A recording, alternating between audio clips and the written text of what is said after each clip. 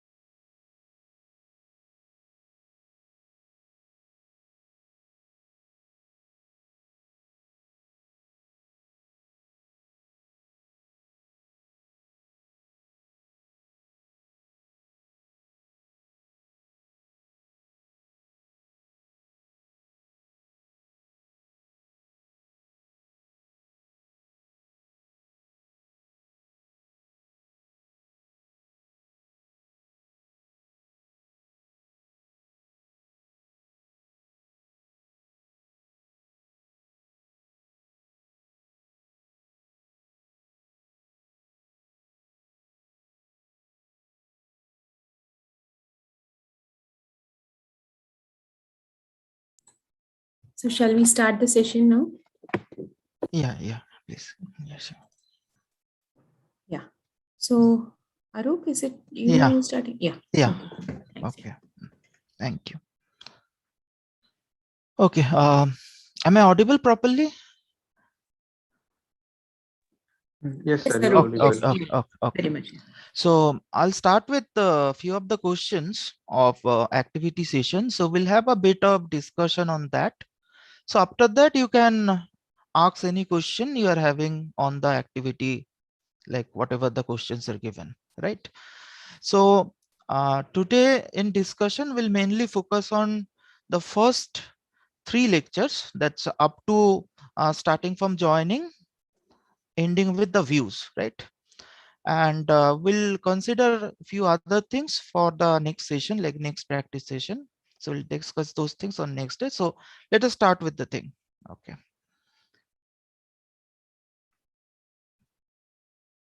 Okay, so we are having this question, which of the following join is similar to the Cartesian product? So definitely it's a cross join. So regarding this, I'm having some discussion. Sir, are you presenting? Okay. Sorry, I haven't presented. No, sorry. Yeah. Now is it visible? Yes, sir. Yes, sir. Yeah. Okay, so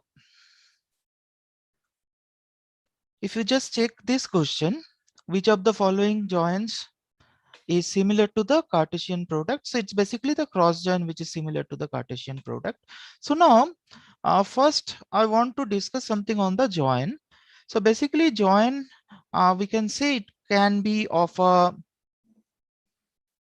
it can be a simply cross join.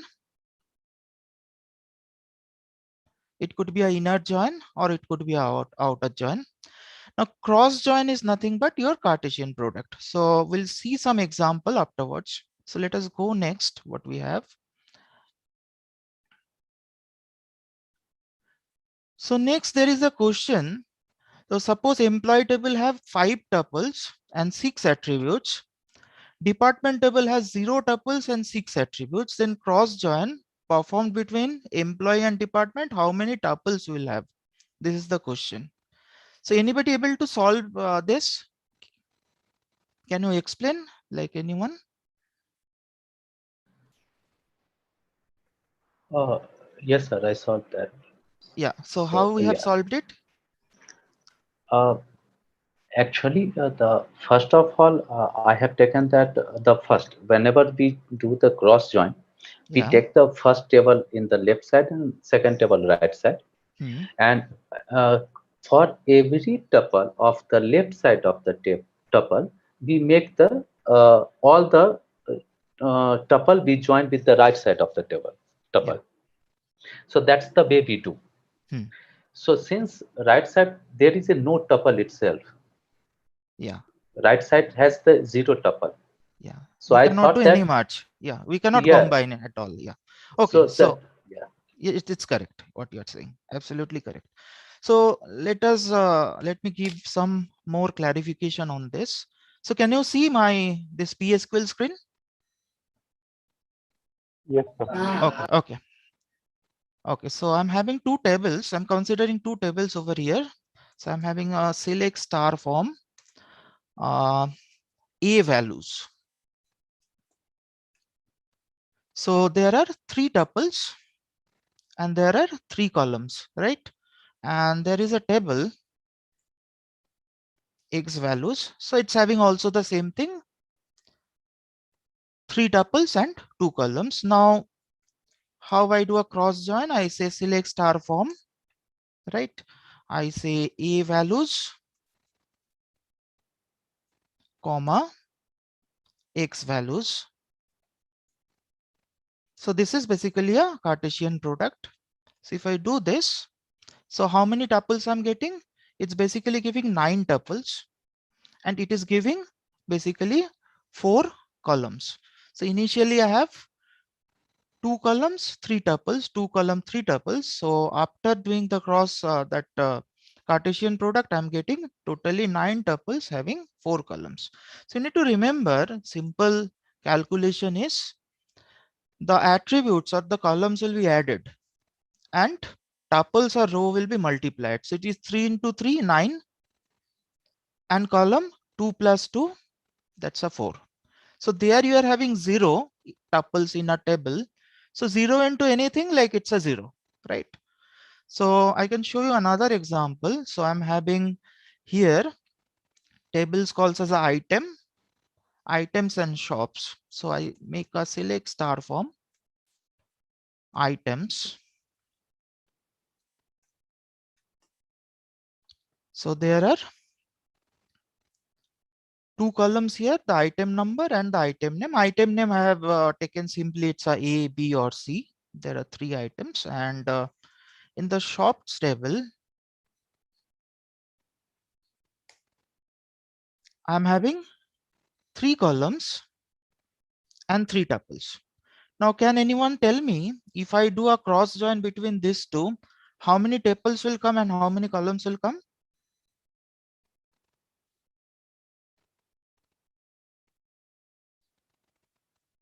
So 5 columns and 9 rows. Yeah, that's correct. So it's easy, no? Select star form items, comma, shops. So it's a 9, and here I'm having 5. So now if you want to explicitly say it's a cross join, you can explicitly write this and enter. So this is explicitly you're making it as a cross join, right?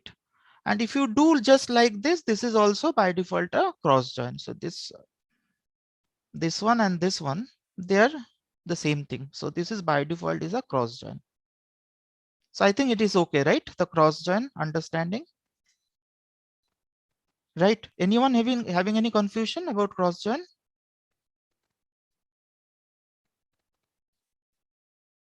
Anyone having any confusion? Is it okay, right? Okay, so let me go to the next question. Okay, then we had some questions on delete, insert, update, this kind of comments. So these are basically your DML, the manipulation comments, right? So I want to show the manipulation comments because these questions are very easy once you understand the syntax of the comments. So you can easily solve this. So I thought of I'll be showing some example so that you can do it yourself. So I have created a sample table over here. It's a select star form employee, right? So it's an employee table. So what I have, I'm having an employee ID, the employee department, E department, it's employee department, E name, the employee name, E salary, the employee salary, and E bonus, the bonus, employee bonus, right? Now, first thing, how I can insert a new tuple, right? How I can insert a new tuple. So it's basically a insert statement. It is a insert statement. So I say insert into, what is my table name? Employee. So I want to insert my data into employee table. Then I can directly give the values, right? So I give a value. So I want to give it as a 5 is the employee ID. Then the department may be HR. The name may be what I should give. I say it's Ravi. Then salary I can give something 70,000, and bonus suppose I give a 10,000, right? Now note over here, I need to specify the value as per the order given in the table.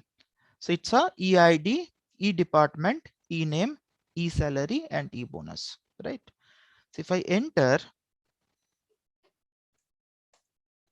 so you can see one row got inserted. Now if I again go for selecting for my table, you can find out 5 HR Ravi 7,000 and this 10,000 got inserted into my employee table. Now in case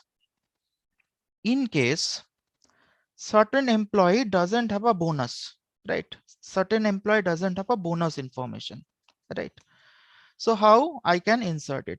Now you can insert a null in a particular column provided the not null constraint is not given against that particular column. So I need to check my schema. So how do I check the schema of the table? It's a \d. Then I write employee. If I do this, it shows the primary key is the EID.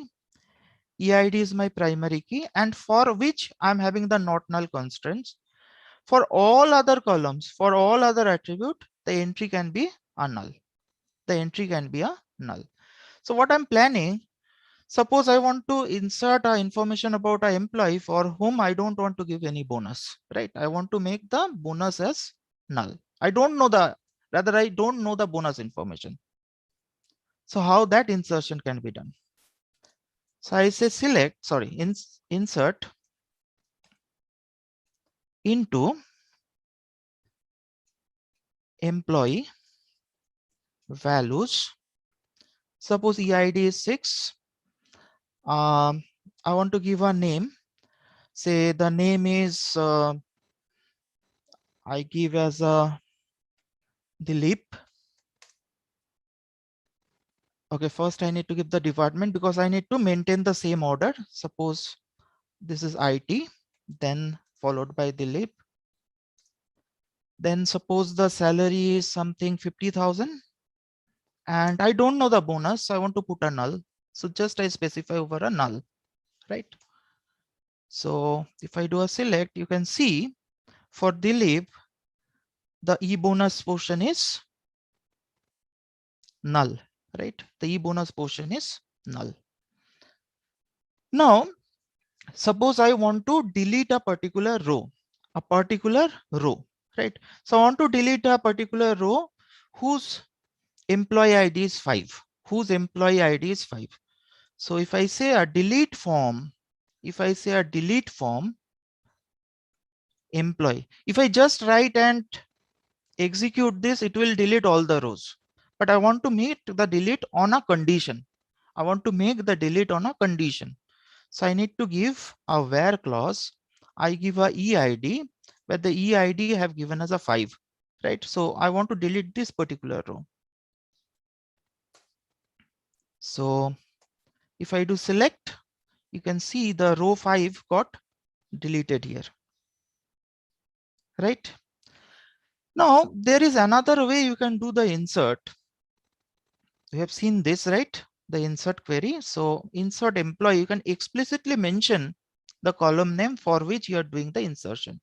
So it's a EID, EDPT, then E name, then E salary, E bonus, right?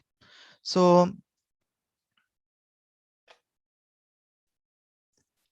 So 6, I'm already having a entry over here, which is a primary key. So I cannot definitely insert 6 again into this particular table. So I have to give some other employee ID. Say again, I want to insert the information. That's basically the Ravi, right? With some bonus, say 1,000.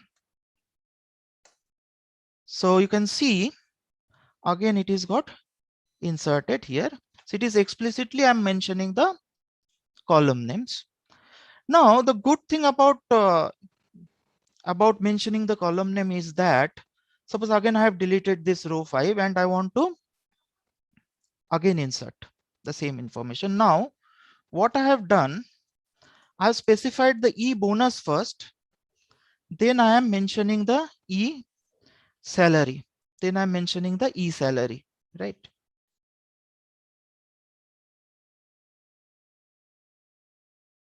Then first I mention the E bonus, then I mention the E salary, right? Now what will happen, anyone?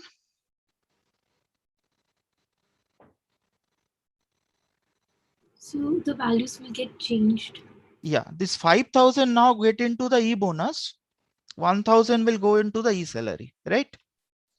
So if I'm not giving the column names, I need to maintain the order specified into the table. But if I'm specifying the column names over here, whatever the order I give over here, the data will be inserted as per that order, right? So if I do this, see the salary and bonus got exchanged, right? It is exchanged over here. That's the thing is. Okay, now suppose I want to update something, right? So suppose for Ravi, I want to make the E salary, suppose 60,000, right? I want to update it. Suppose I have done this by mistake, so I want to update this information. So how I can do it? I say update. Which table I want to update? It's a employee table. This sequence is very important, like update, then the table name, then set, like this. Set E salary. So I want to make it as a 60,000. Then where ename equal to Ravi. Now see, as it is a varchar or char, you need to give it in a single quote, right? But for the numbers, if it is a integer, float, or numeric, you don't have to specify it in a single quote. For string, it is needed. You need to specify it in a single quote. Hello, sir. I have a doubt. Yeah, please. Sir, suppose there are two names similar Ravi. Then both will be updated. Then both will be updated. Okay. Yeah. I have a doubt regarding delete command. So suppose you deleted a tuple where EID equals 5. So suppose there are two similar EID, then which both will be deleted? deleted. Both will be deleted. I'll show it. Just a minute. I'll show it. Okay. But sir, if you want only one, yeah, we want to delete only one tuple. Then you have to use the primary key or any unique value. Like here, the EID is a unique, right? So for 15, there will be, you can ensure there will be only one entry. So you need to use some attribute which is unique if you have to specifically delete a particular row information. But for if it is not unique, there could be duplicate, like there could be duplication of the information. So if I delete the information regarding IT, all 3 rows will be deleted or updated, right? So sir, is it the case like there can be a table without any primary key? Then you may use the combination of 2 attributes which is unique for this. Suppose I do not have the EID. And suppose this Raj is also repeated somewhere, right? But I need to make sure the combination of EID and Raj is not repeated. So then what I'll do in where clause, I'll say EID equal to accounts and ename equal to Raj. So I can take a combination, but I need to create a combination of the attributes so that it can identify the row uniquely. Okay, sir. Got it. It may not be only a single attribute. I can use multiple attributes also. Just I'm showing what you are saying. Suppose specifically I need to delete this particular row. Suppose I do not have the primary key information, right? So how do I write it? I'll write delete from employee where EDPT equal to accounts and ename equal to Raj. Is it okay? Yes, sir. So I can use on multiple attribute, but if I have to specifically select a particular row to be deleted, it has to be identified, right? It has to be identified. Otherwise, it's a problem. Sir, I have one more doubt. Yeah. Like suppose we want to select it. We want a command like select distinct ename and ebonus, comma ebonus. Then ebonus where ebonus is less than 2000. Yeah, Narendra, I'm coming to that question afterwards, right? You keep this question. Let me complete with this update, delete, and insert. Select. I'll come back. I'll come back to your question afterwards. Okay. Yeah. Thank you. I got your point. That's a yeah. Okay. Hello, now sir. what? Yeah, please. Sir, I have a doubt regarding delete command. Yeah, please. In the lecture 2, professor taught delete command, the delete from instructor where salary less than then within brackets select average salary from instructor. So if we do this command, then it will create a loop and one tuple is deleted and then the average will change. Yeah, average will change. Yes. So we first have to do the average salary computation, then delete this. So I understood this much, but how can we detect that this will create a loop? I mean, in anywhere, how can I detect that this will create a loop and this will not? This question is from week 3 only, so it's basically related to the subquery. So after doing this, I'll go to the subquery. I'll explain that, right? Okay, sir. Okay. Yeah, I'll go to the thank you, sir. subquery. Yeah. Okay. So what I told, like if you just say delete from employee, it just delete all the rows. Now similarly, suppose I want to recalculate the bonus. I want to give the 5% of the salary as a bonus for everyone. So how do? I say update employee, set e bonus equal to e salary into 0.05, right? If I do this, it is affected all 7 rows. And if you check out, so it's basically given the 5% of the salary as a bonus for everyone, right? So this is normally we use our update, select and delete, sorry, update, insert and delete command, right? So all these questions you can solve. These are all on this delete, then insert, update, like this, right? Okay, now I'm going to the specifically to the inner query thing, right?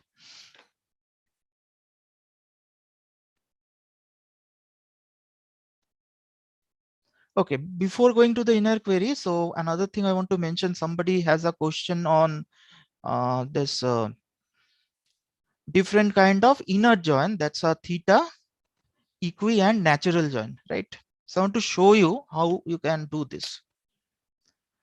First, if you look at the theta join, right? A theta join, basically a join, it's basically an inner join first. It is basically an inner join first with a condition. In the condition, I can use any comparison operator. So I can use a less than, greater or equal to, less or equal to any symbols. So it's basically a typical example could be this. So I'm having a greater than symbol, right? So to understand this theta join, I'll show you one example. So somebody was asking that less than thing. So it will give some amount of explanation, not the total thing. So again, I'll go for my A value and B value. Say select star from A values. Please check the values properly. If you want, you can note it down somewhere, because in that way you can understand it properly. So I'm having my A values and B values. Now I want to perform a inner join. Select from A values,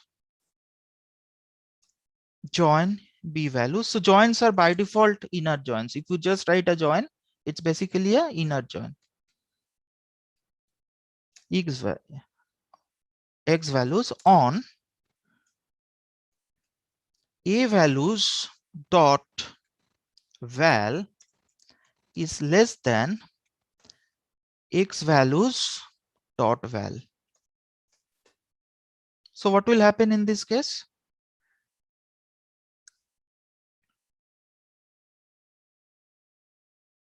So this is a theta join. Here joining condition could be with any comparison operator. So I'm using a greater than here or less than over here, right? So what will happen? How the join will happen? Anyone?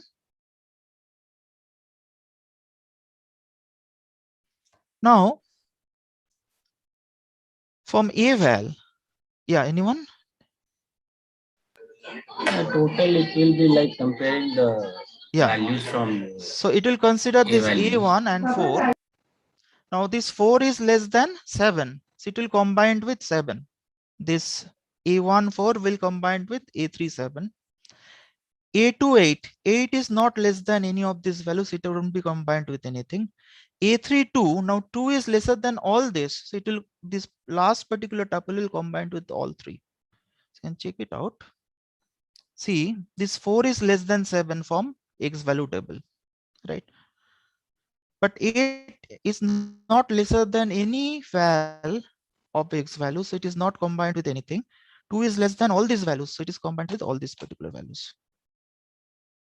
Similarly, you can also check with the greater than condition, right? You can check with the greater than condition.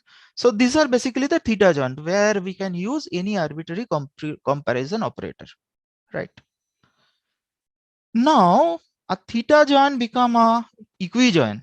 So equijoin basically a theta join when the particular operator is specifically as equal to, right? Equality. So specifically here the operation is equal, means it becomes a equijoin. It becomes a equijoin. So before, okay, shall I write it, or I can show you the table one more time. Values and x values. So if I do a equijoin between these two tables, which how many rows will be selected? If I do a equijoin between these two tables on val, only one tuple will be only one, because there is only one match on val, right? So that on I can do. So there is one selection, right? Now natural join is basically is a kind of equijoin only, but it needs the column name or the attribute names in both the tables same, right? The column name or attribute in the both the tables same. If the column names are different, then you have to use specifically the equijoint. You need to use a equal to. But if the column names are same, you may not use the equal to. It happens naturally. So that's called a natural join. Now, please see it over here. Whenever I done the equijoint, I'm having 4 columns, right? 4 columns and 1 row. Now I'm going for a natural join. So in natural join, the condition is implicit. The condition is implicit.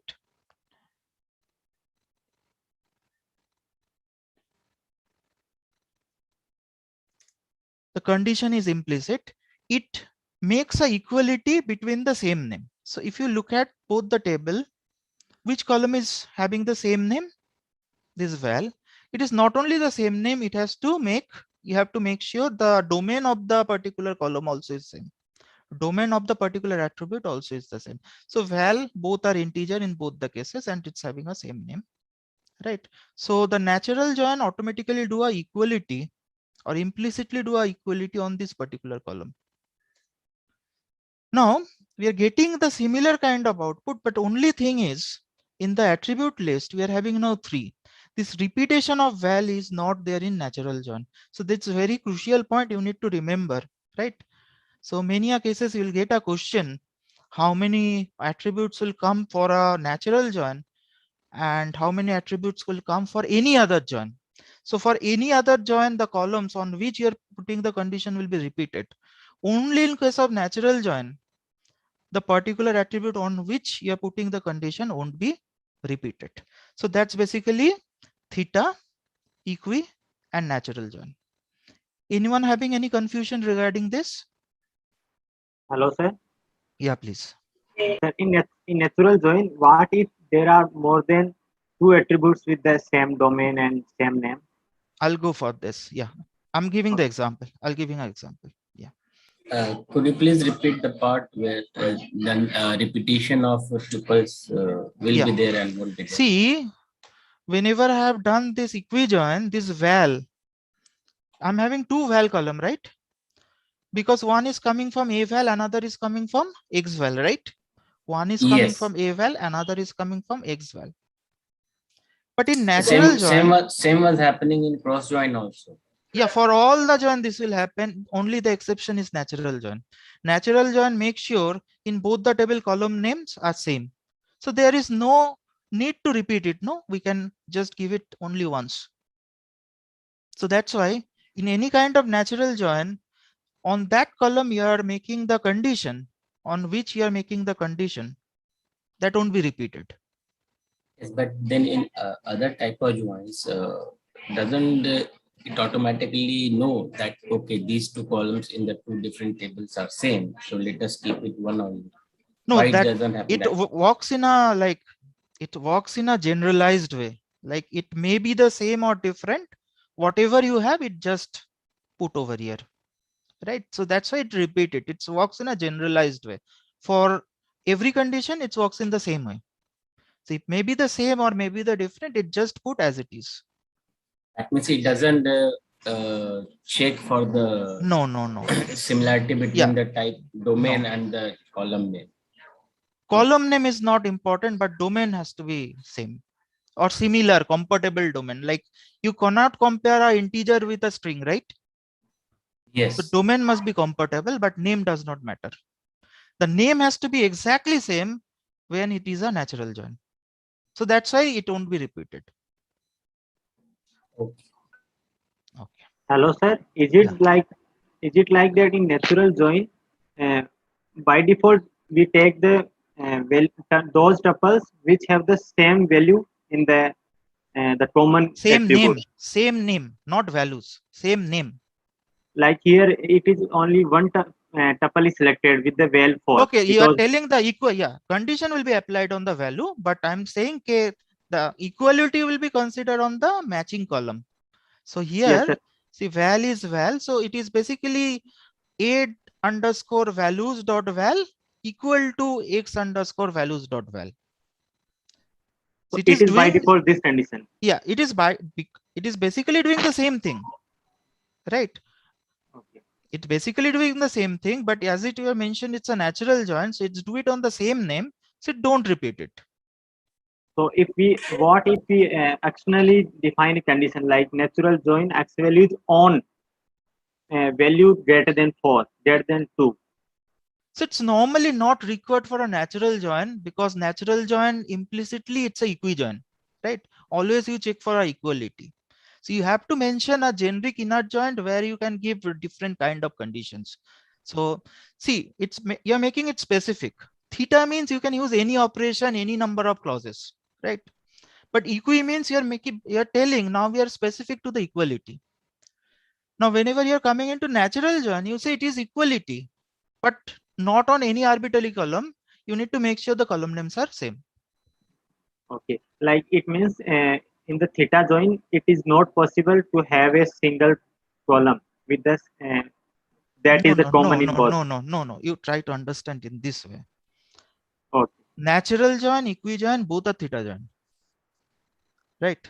Yeah. So in theta join, you can use equality as well as any other operator, like comparison operator. Getting my point? Yes. Now, equijoin is specifically where I use equality. So, so all the equijoints are natural. Sorry, all the equijoints are theta joint, but all the theta joints are not equijoints. Now I'm saying a subset of equijoint is a natural joint, right? Where the column names are same. Am I clear? Yes. Okay.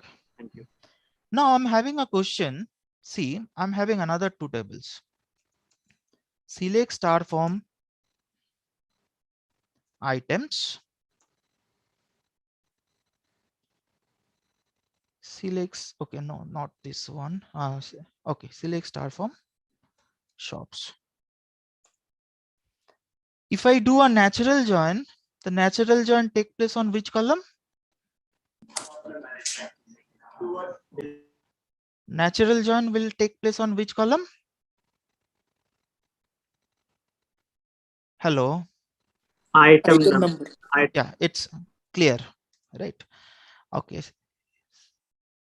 Select star form team. Select star form players. Now, if I do natural join between these two, on which column it will happen?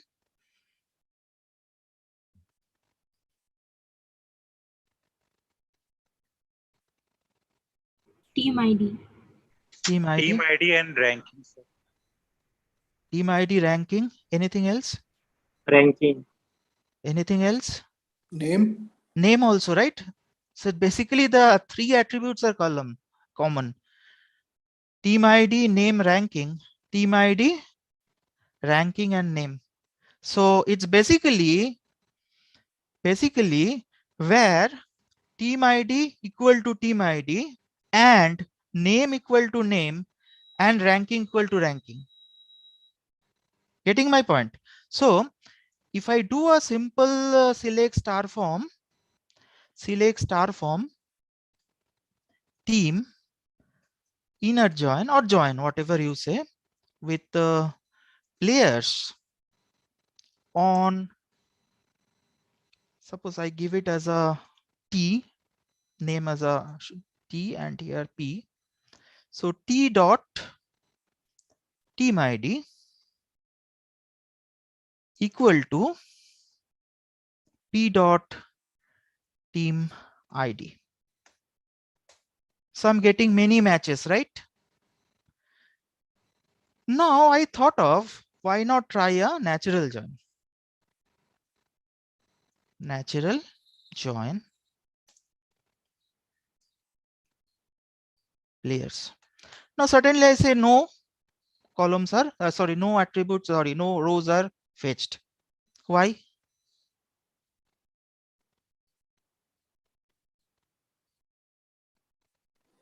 There are none in which all three values match. Yeah, there is none with all three. There is none with all three. Yeah. So if you go for this, I'll just give you a hint. See, here the names are basically the player name, and here the name basically are the team names, which is not matching. So naturally it doesn't happen, right?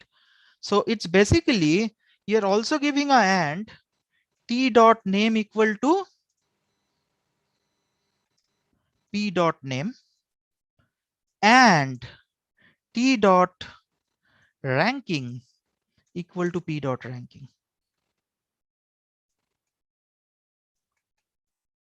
Right. So this is such big condition, right? So all the three attributes are matching, right? So it will be the equality will be performed on all three attributes. So somebody was asking, no, what will happen if I have more than one matching? So this is the answer. So is it clear? Yes, sir. Sir, one question here. Yeah, please. Whenever we write the players, the condition T dot team ID equal to T dot P dot team ID, and the all three condition with and, no? Yeah. So actually inner how actually it's work, suppose it is work like that, they find that all individual set including team ID, name and the ranking, and they make intersection, or first they are taking the all column from they select from the team ID, and in that particular column they find the dot name, and after selecting something then again finding that. The second one is correct. It first do a Cartesian product, then do the filtering. So it makes all the conditions combinations, then do the filtering. Means it simply do a Cartesian product between the team and player. So it will find out all pair of like attributes, right? Yes. After that, our question is there. They find the Cartesian product on the based on the team. Yeah. And the based on the name and the based on the ranking individually. No. First, it will be directly a Cartesian product between team and player. Then the filtering will happen. So filtering will happen in the serial wise or the intersection wise. Serial wise means suppose in the you got my question, sir? Yeah, I got your question. I'm going to answer you. See, after you got the relation, which is the Cartesian product of the both the tables. Now there there is different algorithm how the matching will be done, right? So there are some cases you may use indexing. Some cases there are we can use some kind of there are joining algorithm which will read in the week 12. So I'm not going to discuss it right now, but there are different way to get the efficiency. Again, what one more thing I want to point it out. Say, if you change this thing, no, if you make the player first, then team, that also affect the performance of your query. Like here, if I write the team joins with player, but if I write player joins with the team, that's also having some effect on the performance. Although the output is same. But that will affect the performance. But I don't want to go right now onto that. Okay. Yeah. Okay. Hello, sir. Yeah, please go ahead. Yes, sir. If we replace the inner join with the, if we skip the inner join, Will the Nothing output will be happen. same? Yeah, by default join is a inner join. Okay, and we can here put natural join or equi join, whatever we want. Can you repeat? Natural join you need to write explicitly. Natural join So, you need to write explicitly. so what is difference between inner join, equi join, and natural join?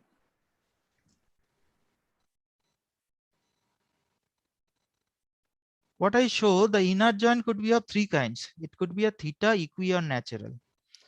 So in case of inner join, I can use any condition. Like in the condition, I can give any comparison operator. It could be greater than, less than, or any kind of thing. Right?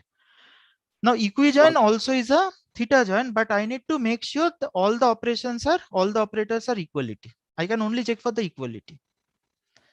And in case of natural join, I check for the equality only, but I need to make sure the columns are same. The column names are same. That is the difference. Okay, sir, got it. Okay, yeah. One In question. the Yeah, please.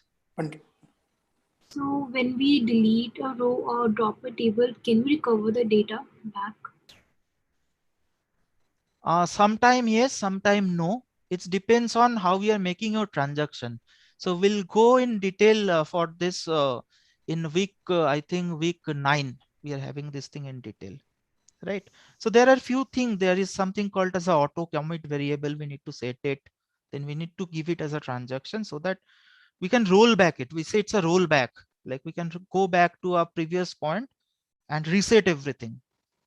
So that's possible, but it depends on how you're setting your environment. Yeah. Please, somebody else was in the example that you have given, yeah. The domain for name in both the tables are the same. Yeah, Like I've I given the same. suspect that the name with BCCI and all may be a varchar with a smaller length. I suppose I've given the same. I just want to check it. Suppose it is varchar itself, but with a different dimension. Will that affect It depends natural on the, it's not specific, it's very specific to the DB you're using, like the software you're using.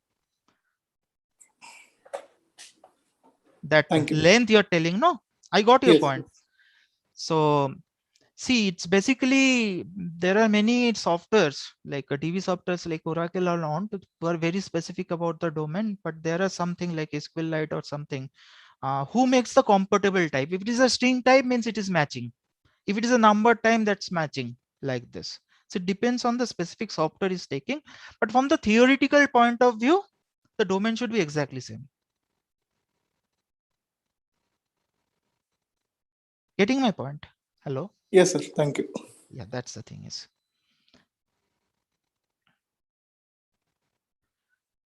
Okay, so let us move over here. So I'm going for that subquery part now.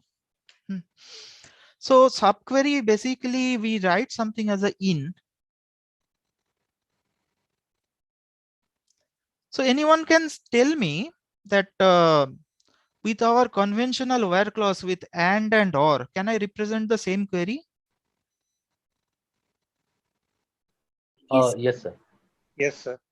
So it has to be, it can be represented as a or, right? Or. So select name from instructor where department name equal to music or department name equal to biology, right? So remember, whenever you have in, that means you need match with at least one, match with at least one. So department can be either music or biology, right? So there should be a at least one match from this. So next I go for, so instead of giving the values directly over here inside the in, I can give a select query inside that. The select query will fetch these values, right? Which will be listed over here, and I can have a in on that. So I suppose it is from the slides only. So here it will be an underscore. I have missed it. Okay. So what this query will do, this inner portion,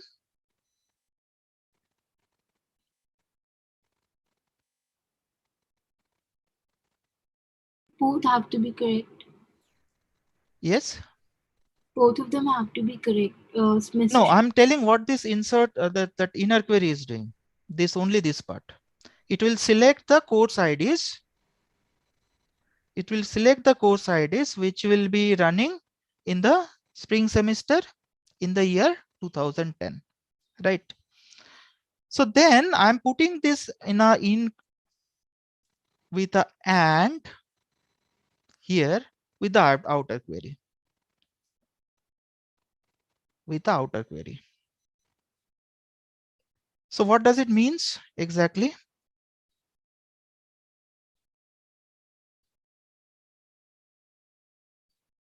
Intersection.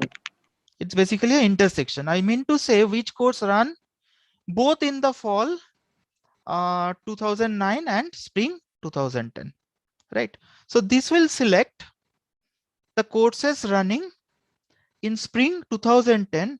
Here in the outer query, I'm finding out of them, what are the courses running in the fall 2009. So this is just a intersection kind of thing. And this one, the below, the inner query will find out the courses which are running in the spring 2010, right? Then outer query will find out what? For 2009. The courses running on 2009, but not running in spring 2010, right? So this is basically a except query. So remember in our this Postgres, it is except, but if you go for a SQLite kind of thing, it's minus. We need to use the keyword minus. So there are many databases where we use the except. In many database, it's basically a minus.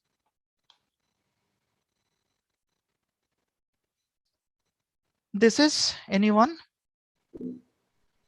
Sir, one question regarding that previous question before going further. We are doing that more than 2-3 way of writing getting the result. So is that any difference in the performance, or that it's simply definitely way there of will be writing? difference. This is way of writing also, and there may be some changes in the performance which we can understand whenever we'll go for the query optimization part. Okay, so it is. I have seen that 3-4 way of writing we can write. Even some other thing also I can think of writing, which is not in the query set. Yeah, the point is over here. The immediate point you need to take over here whenever we are actually will be in the situation where we are given with the data with a schema and everything, and will be asked with a question to write it. We may find using some pattern, if we follow, it will be much easier than other pattern. In some cases, you may find writing a join is much easier than doing a inner query. But in some cases, you'll find the inner query is much easier than join, because you cannot think in a join way. So that's why we should keep the options open. We are keeping all the options open, but these are definitely have effect on the performance that will come afterwards. Okay. So some particular method help in some particular type of problem. Yeah. But it is not like it cannot be solved in a different way. You can solve it in different way also, but it is possible. It is much easier than other ways, doing it in other ways. Okay. Right. Okay. You can find out, for example, certain queries like some questions are given for your query based assignment. Some question you can find the queries you may write using 5 lines, which you may write using 5 lines using a inner query. You can complete maybe in 2 lines using a inner join. That may happen, right? But writing using inner join may be easier. Using a inner join may be complicated for some queries. So that's why we have to keep all the options open. That's the thing is for the time being, but there is issue of performance also. Okay. Okay, so anybody, this is also from the slide. So I think you have read it. So we are getting the inner query is basically getting the salaries of all the instructor from the biology department.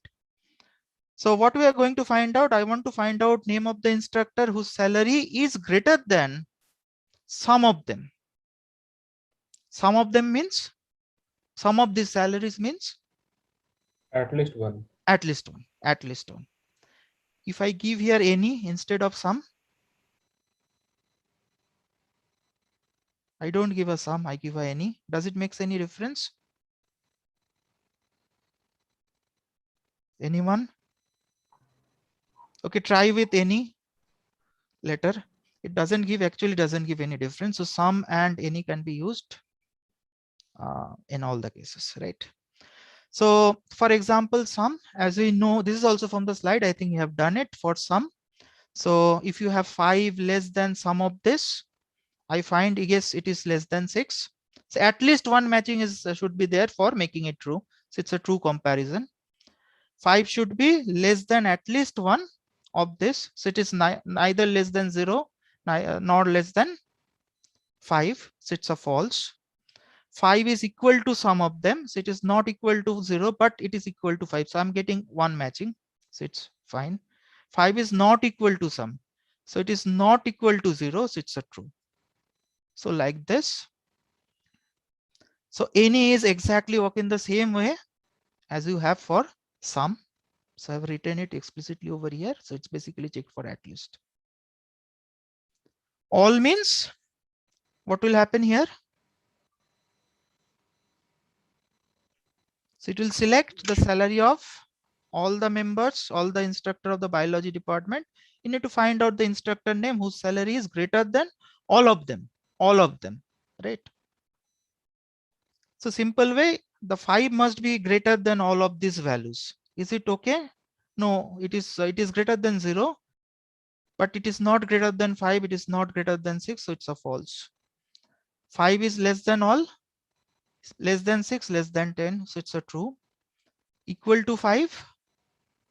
It is equal to 5, but it is not. So it has to be matched for all. So it's a false. The same thing also, right? Not equal to 5 is not equal to 4. 5 is not equal to, it's correct. So we have the similar question next over here. So please tell it first, which is true? The first one?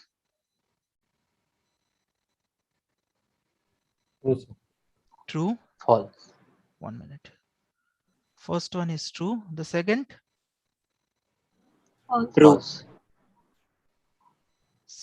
False, no? 7 is not less Yes, than false. 7. Yeah, false. Then? True. True. This is? True. False. Not equal to. So it is not equal to 3. At least one, no? No, in Yes, third. sir. It is some. Some. So in third option, I didn't get how to do with equal to sign. 7 is equal to 7. So at least one match we are getting. Okay. At least one, no? At least one match should be there. It is some. In fourth option, then not equal to. Not equal to 7 is not equal to 3. So we are getting at least one match. Okay. If I get at least one match, I can leave the rest. Like they happens, not happen, does not matter for me, right? For all, I need to check for all, right? 7 is less than 3, no. So no. 7 is greater than this, no. All, no. 7 is not equal to yes. Correct. I'm not taking much time for this, right? Anybody having doubt? So Yeah. it's a like in third option, can there be all 7,7 in bracket, like two same values? You can give 7,7, but it will treat it as a 1 because it takes as a set. Because this is a set membership operation. You can give 7,7, but it will consider it as a single 7 internally. Getting my point? So there is no point to give 7,7, but you can give it. Okay. Okay. So next, I want to focus on the rest of the part. I need to finish up first this portion. The outer join could be left outer, right outer, or full, right? Okay. So which table I'll consider? So I'll consider my table select star form items. Oh, sorry. Select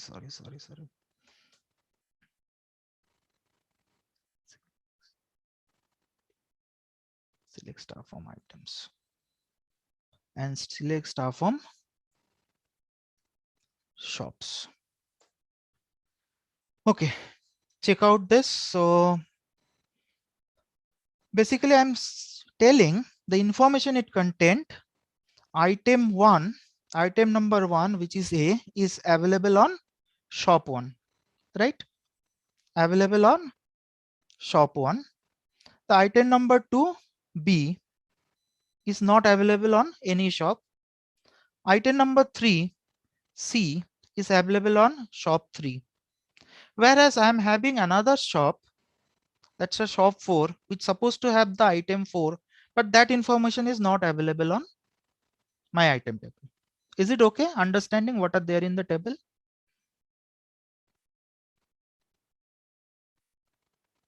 Yes, sir. Yes, sir. Okay.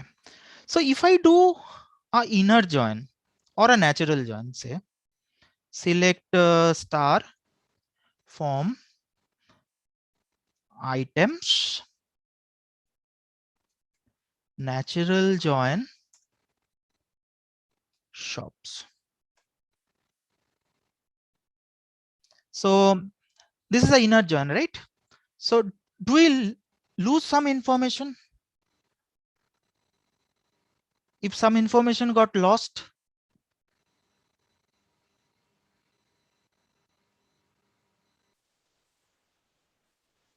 yes, do you feel in the result of the natural join or inner join, some information got lost? Yes, sir. Some rows got deleted. Yeah, I do not know from the inner joint result that there is a shop called as a shop 4, and I do not know there is also an item called as a B. Those information are not kept, but outer joint is created so that we can keep our information more intact, right? So now first we'll see a full outer join.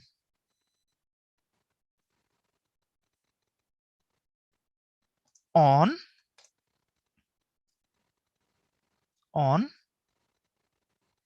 okay, let me have a I over here and ace over here, otherwise I need to write every time the same thing.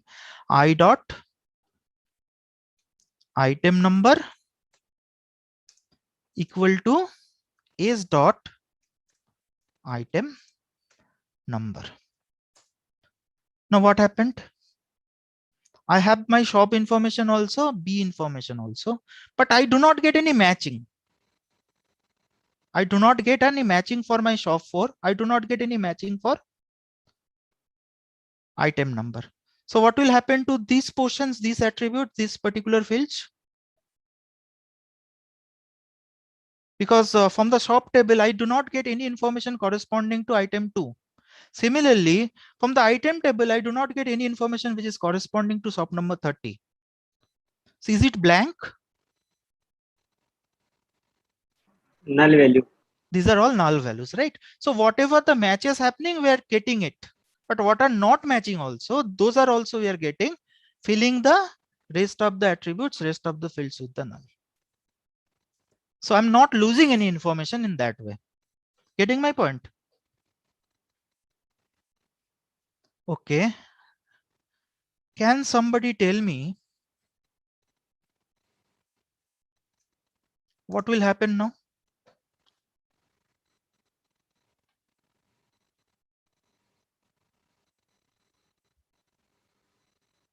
Is there any change in the result I'll get? Sir, we will get only item number 1 time, sir. Sorry, the natural must come first.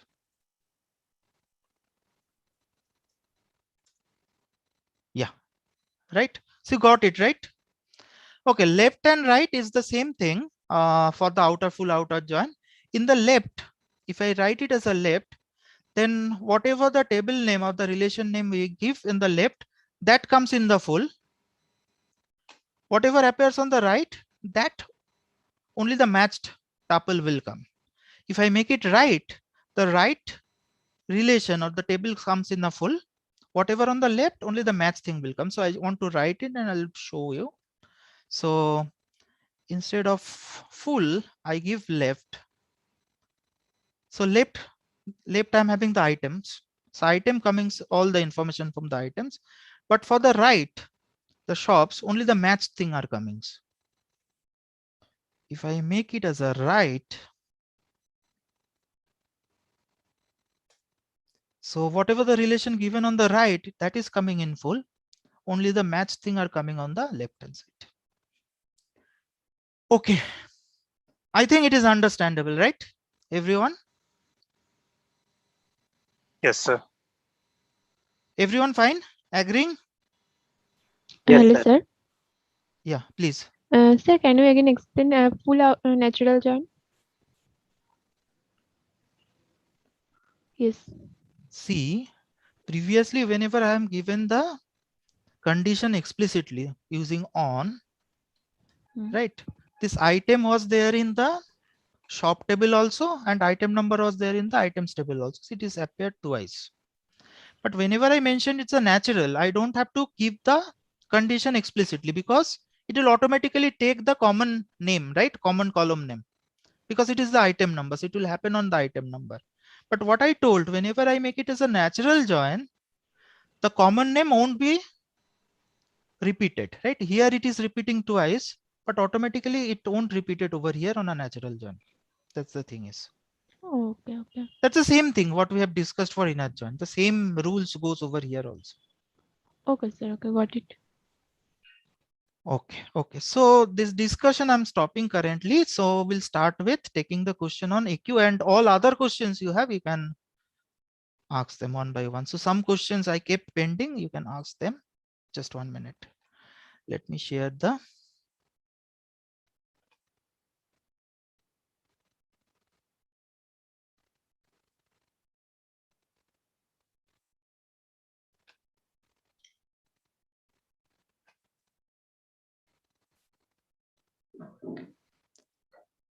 Okay, so you can start asking the questions. Yeah. So, sir, before starting, can I?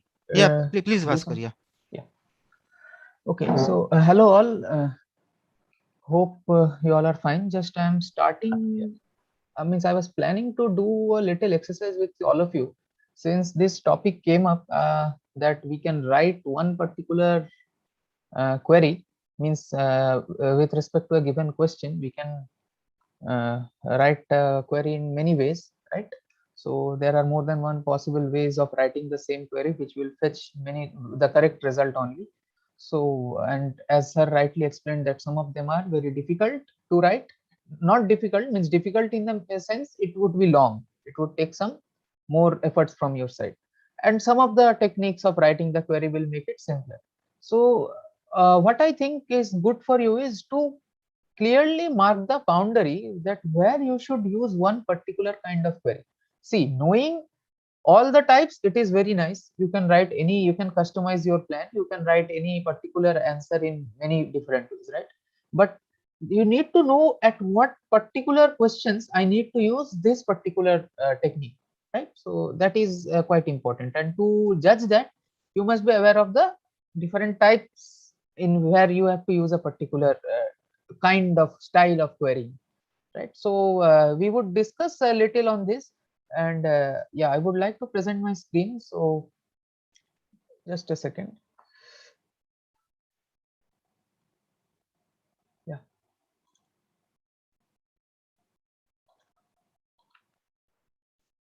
I thought that we would. Please raise your hand who all have gone through the at least the first 3 lectures.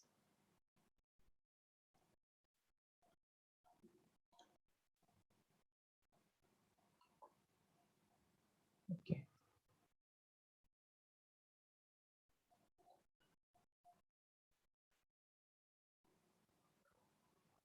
Okay.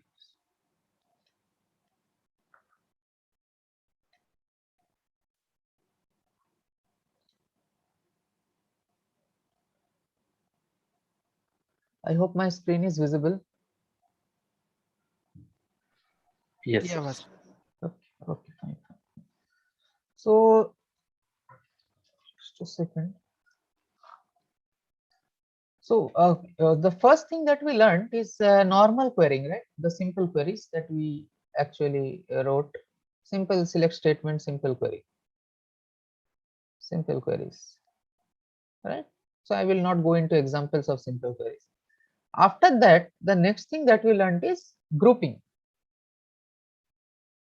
right? Group by and having. Order by and all those are actually constructs. So yeah, so they are very good to use. But what I want to discuss is the boundaries where you, in which query, which technique is the must, that kind of thing. So when do you use group by?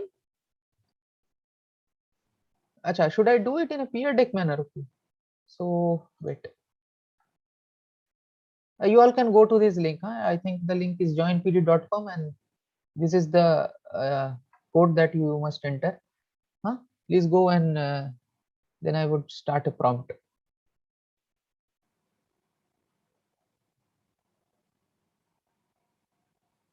Just like previously, you must all see what type of question. You must give me the questions that you would use in a group by kind of query.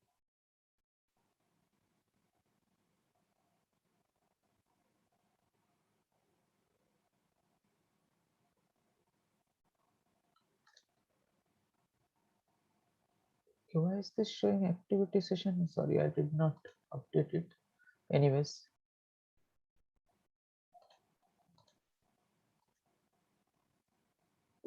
Okay, so what I want is give me one question where you would use group by along with having. Okay.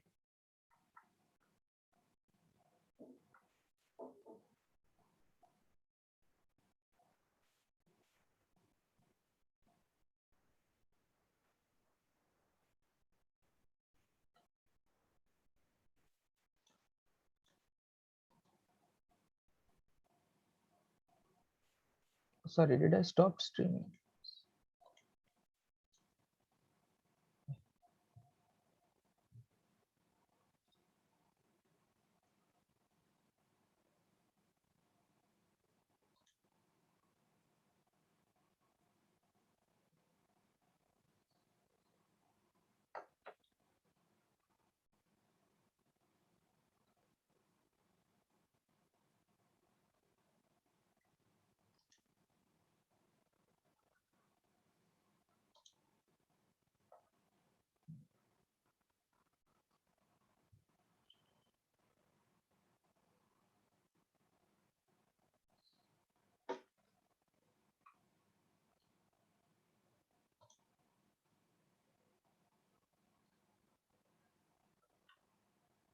Okay, so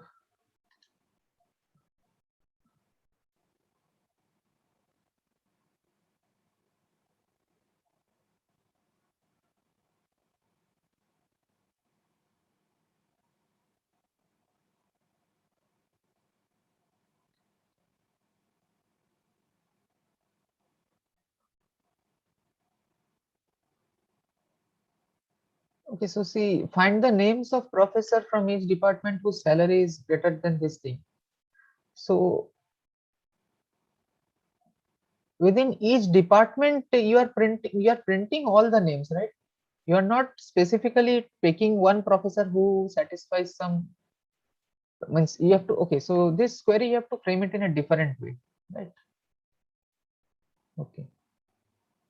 It can be average or some kind. Yeah, you have to make a specific condition on a specific professor. If you pick all the names of professors whose salary is this greater than, this is a tuple condition. This is not a grouping condition. Am I correct? This is not something which you will put in having. This is something which you will put in where condition, because this depends on the professor itself, not on the group, right? On the group of department, it does not depend on the department. It depends on the professor. So this is where you would use the where clause, not the having clause.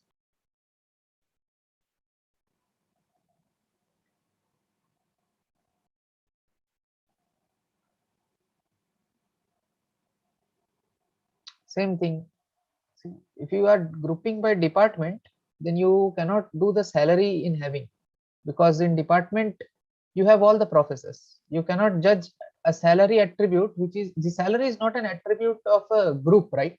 It is attribute of the tuples. It is with respect to each professor.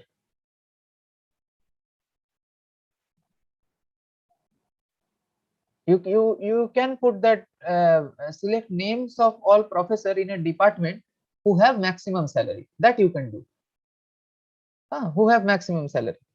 So that would pick the maximum salary is a property of group, right? Because max salary would be one in a group, not many. One, I mean, there can be two professors with the same maximum value of salary, but that is okay. That is okay. That you can print by using in the query, you can do that. But if you generally print who has salary greater than this thing, so this will be a where condition, not be a having condition. You have to edit it somehow. Yeah. Okay. So from employee, when name Ravi, group by age, having age greater than 45.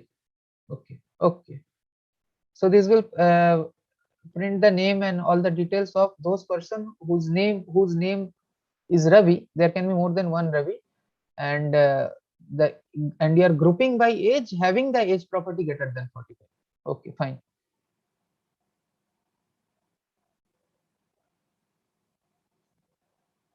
So the difference between the previous one and this one is, you may also think age is also a property of a single person. So why this is correct? So see here, group by is done on the basis of age.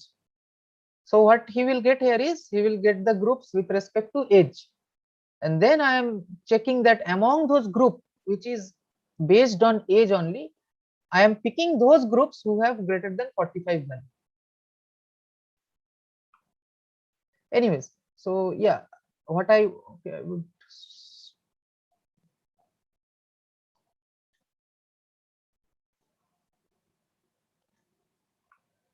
So what I mean to say is, in group by, we will use when we want to form groups and check condition on the basis of groups, form groups,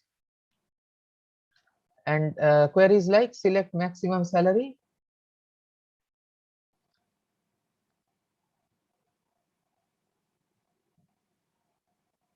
within a group, in each group, in each department, in each project, anything, in each department, something like this you can use the group by clause for. And when you want to add an extra condition, then you can use the having, that you are grouping by department, then you can write having department ID like something. Maybe I want to check all those departments whose name start with, say, DK. So what I will do is having department name like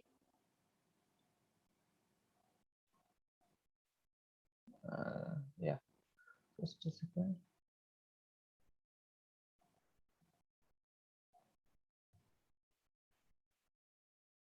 DK %, something like this I can do.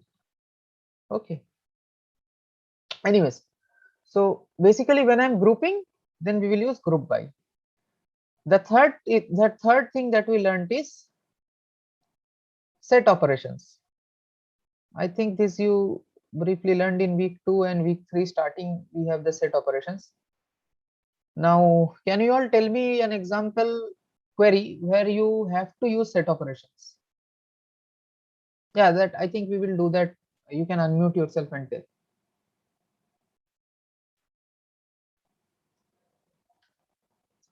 Set operation means the union, intersect, except those things.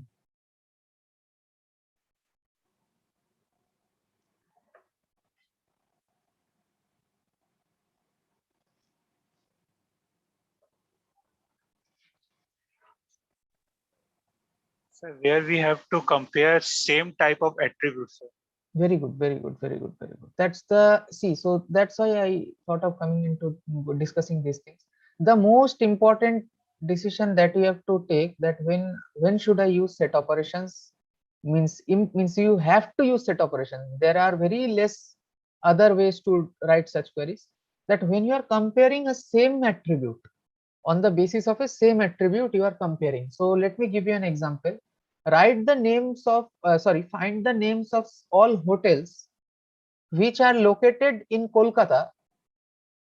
Find the hotel. Now a hotel can have multiple outlets in Kolkata, Mumbai, in many other places. So I want the hotel ID of all those hotels which have some outlet in Kolkata but which do not have any outlet in Mumbai. So if the hotel, suppose say H001, that hotel has an outlet in Kolkata, but that hotel also has an outlet in Mumbai, then I will not print the name of that hotel. Okay, I will only want those hotels whose outlet are in Kolkata but not in Mumbai, something like that. So what, or suppose I want the names of all those employees who has worked in project P001 and also in project P002. Getting my point? Suppose I'm just writing names of all employees who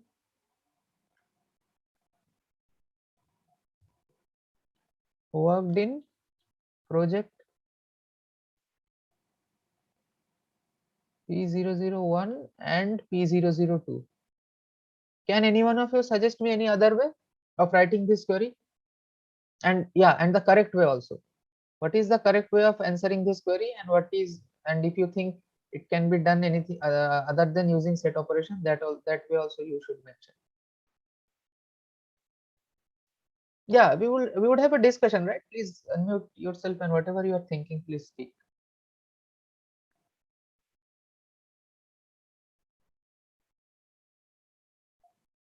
And as you said, same attribute means, I hope you are getting that point, that we are comparing project only. In this case also, in this case also. Yeah, someone unmuted. Yeah, sir, we can say here also directly, and we can use in the same clause, no, where project dot P001 and the P002. Something like this you are speaking, where project equal to or in.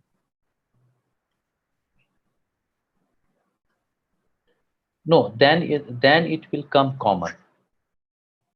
Then that it will come the combining. One way we can do using the intersection, like that. First we will find the project, select all the where the project equal to P001. Okay. And the intersection, and after that select where the P002. Very good. So that's intersection. That is using set operation, right?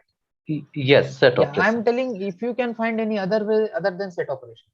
Is there any other way of we doing can this? do Cartesian products of the same table, between same table.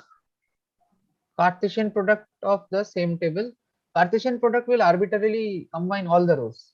Yes, sir. Then we can define a where clause, sir, where P dot project equal to P001 and P dot project equal to P002, sir. You can use an alias of same tables. So suppose select whatever from employee, right? Employee E1 comma employee E2, that you can do.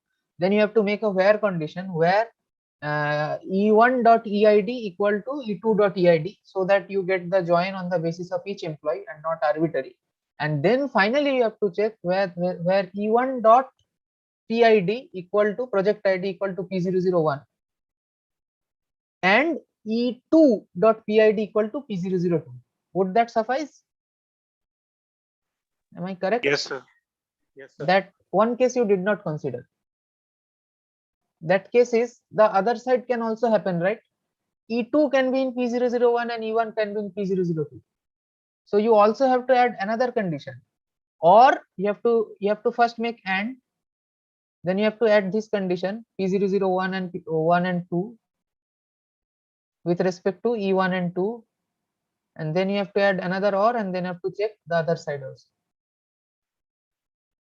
So can you see this, the complexity is increasing, right? So, yes, sir. Yeah, so that's why you can write, that's why also we discussed that you can write a query in many possible ways.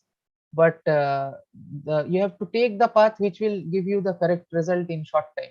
Otherwise, you cannot complete the queries in short duration, right? So the ideal way of doing this is select star where project PID equal to P001 as Kumar was saying, and then you can do the intersect. Okay, and just repeat this same thing where equal to P002. Right, so it will only keep those results which employees have worked in both the projects. Yeah, so sir, I have apart from this one more question. Yeah. So suppose the question we are running, it is all about the SQL, but at the end when we connect to the web application with the database, so there we have a option to write the programming SQL through the programming. So what's happened there? I can here suppose I have one question. Find the minimum the salary in the table. Write the tuple which has the minimum salary. So I have one query I have written. I'm sending the query, sir. This is the query as that for the finding the minimum salary. This is right. So yes, sir. Something that minimum salary I executed and it's work. Yeah. Then I use that first. I have did something all instructor I have taken tuple, and then I select that T1 salary is I use the join the cross product and the salary T1 salary greater than T2, and I subtracted. So just a second, I'm reading this. So where T1 dot salary is greater than T2 dot salary, you are printing the T1's details. Okay. So I found the every T1, any T1 which has the at least greater than 1. Yeah. So when I subtracted total, so I got the minimum salary. Minimum salary, exactly. Yeah. So now I'm thinking that once we have running the program, then I have a power of taking the variable. I can keep the variable. And I run this. Kumar, we could not hear you for 3-4 seconds. Okay, sir. I'm telling that when we run this same query in the program, when we connect the database, then I use another way of query. I'm sending you, sir. 1 second.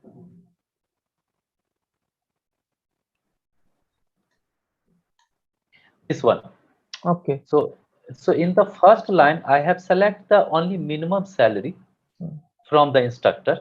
Okay. And I know, so what if the minimum salary is there? Right now, in my hand, minimum salary is there, which I kept in the record. And I use that record help to simply use the one simple statement, select a star from instructor where salary equal to record. Yeah. Yeah. Okay. And yes, it is giving and second one is the more simpler than the first one is the little complex because it's making the cross join. This is exactly you are actually okay. So basically what you are doing here, you are executing two different queries and using the result of the first query as a parameter to the second query. Right? Correct. So this is what you do in subquery that I will come here in point 4. Exactly. If you here you are using a cursor. Okay. So for others, please don't consider these things. Just addressing this issue. Here you are using the cursor to execute two different statements, right? So and you are just fetching this query's result into this query as a parameter. So this is what you do in subquery as a single query, right? Select, you could have just written select star from instructor where equal to and simply wrote this query as a subquery. Simply after equal to, just write this thing up to here. So so the both is giving the same result. Yeah. And but the thing is that what happens, sir? I realized later.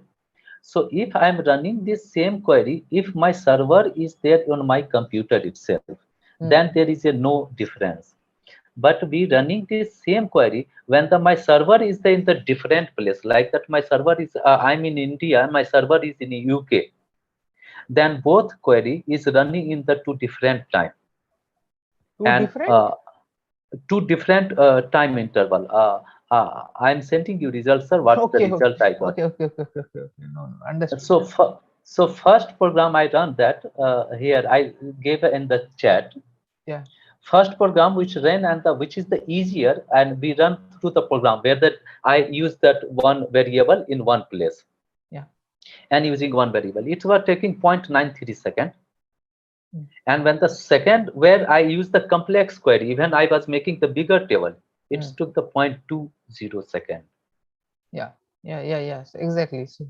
So the thing is that then I was I thought that why it is happening even the first one is simpler. And most of time actually when the running the database, our database is not on the same server. It's always is the different server. Yes.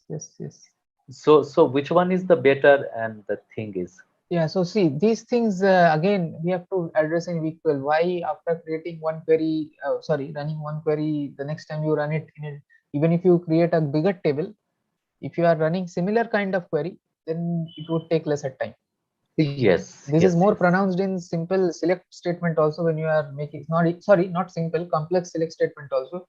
So when you are writing one particular query, after that you write something else which is quite related to that, but maybe of a larger volume, then it will take lesser time. So these issues we will address in week 12. Askar, can I just add one sentence here? Yeah, please. So if you remember in the first week, right, we had this file system versus a DBMS. So I think in one of those tables we had listed that if you run a program using Python, it would require, like I would say, few seconds, and in DBMS it would require something milliseconds. So this you cannot directly compare, but what I'm saying is here is an application program in which has to take this variable, fetch it from the memory, and then process the value in the variable record and all that, right? Whereas internally everything else is taken care of by the SQL in the first statement. Is it correct? The DBMS takes care of everything in the first statement, whereas in the second case, the Python has to interfere. Is it correct, Kumar? Yes, ma'am. Yes, ma'am. And one thing more here, I want to add. Hold on. I'm not done yet. So what I'm saying is, like, the query optimization, or the way the DBMS executes, has been designed internally in a beautiful way over years of research. Okay, so when you are doing certain things, you might find that certain things are simpler when you are writing it in using. So if you look at these algorithms, right, you have many different ways of doing searching in a list and all that. If you compare a simple linear search and binary search, I'm not sure if you're learning this, right? So binary search is a little more complicated algorithm. If you see, like, partitioning into two, and linear search is just scanning one after the other. But binary search performs beautifully well. I mean, much better. Yeah, than log and complex. Yeah. So see, these things have been designed over years of research and work and everything. So SQL, in a way, it has an internal mechanism by which it optimizes it. It finds the shortest path in which this can be done. And when Python has to interfere at certain times, it has to save into a variable, then it has to go and fetch it from the variable and then pass it as argument to a second SQL statement. So definitely it will take more time. So it's not just about it residing in some other distant server or anything. I would say it has to do with the SQL versus Python in certain way. Maybe I'm not 100% correct, but there may be a certain factor from that. Yeah, continue, Kumar. Yeah. Okay. So before writing the query, I have to think that which query is suitable for this problem. I have to careful. Yeah, for simple queries, I mean, you don't have to worry too much about it. But if there are certain difficult queries, especially this comes when there is a database which has millions of rows and all that, and then you really have to sit and think about, how the database will optimize it. These things will come in, I would say, in a more advanced course, maybe not required at this level. Okay, ma'am. Yeah, Bhaskar, thank you. Continue. Yeah, thank you, ma'am. Thank you. Yeah. So yeah, I would come back to this thing. Okay, so we discussed this particular example that if you use the intersect over here, so do it with intersect set operation, then it becomes easier. Now another example that I told, but we did not discuss that. So that is outlet example, right? So maybe print the names of all those, print the HIDs. Now again, I want all of you to respond to this. If there is some other way other than set operation in which you can write this query. So print hotels or HID, hotel ID, which has outlet in Kolkata but not in Mumbai. I'm writing in K but not in Mumbai. Now, is there any other way to write this query? Can you do something like this by joining and checking?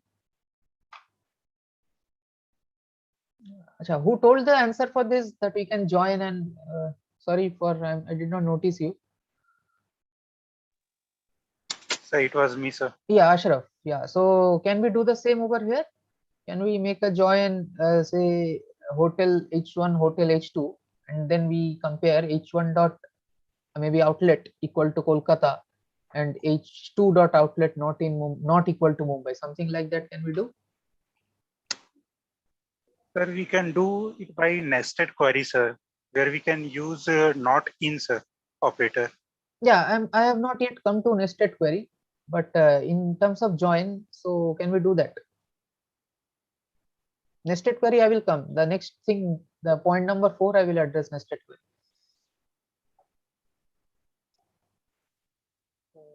See, the problem with join, by doing this with join, is why these two queries sound similar, right? So here also you are checking whether these two conditions satisfy on the same attribute. Same attribute over here is project. So you are checking on this attribute only whether P001 and P002 both are present with respect to a particular tuple. Now here also you are checking on the same attribute. The attribute is outlet. One attribute you are checking, just the condition is where you are checking for both of them. Here you are checking that one of them should be there and the other should not be there. There is a not, right? So what is the difference?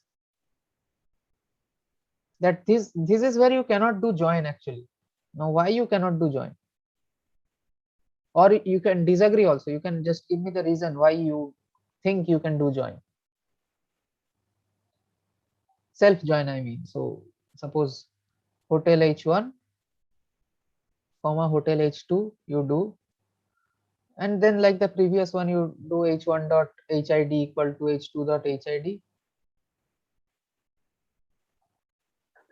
Sir, in join we usually compare or equalize the two different table tuples, sir. But here we have to fetch only tuple from a single table, sir. That's why I think we can't. No. You method. can do self join. That's what I have written over here. Hotel H1, hotel H2. You are doing this case also we did the same. This case what we did is this case we joined the same tables.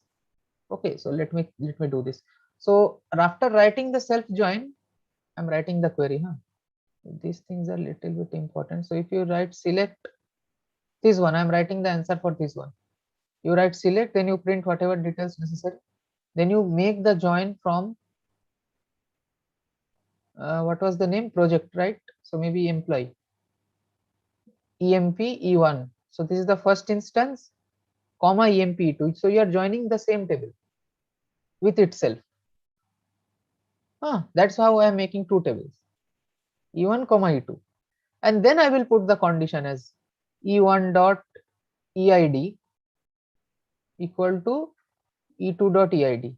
So this is how we make the things from random to selective. That is if when you are joining both this table, it should be joined on the basis of the EID. So that's how we will make the table in a way that with respect to particular employee, only his details will be there again.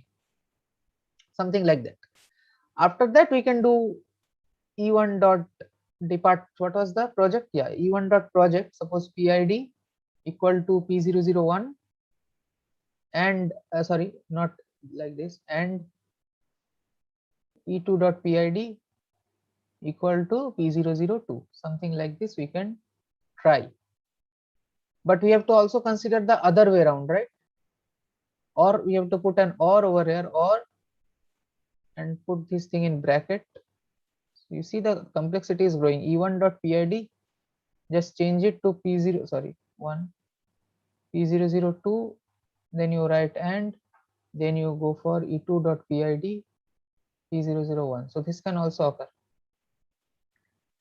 You can put a distinct over here to eliminate the repetitions. Then you put the tuples. Okay. So yeah, so this is the query. But the same thing we cannot do in this question. Or can we do? That's what my question is.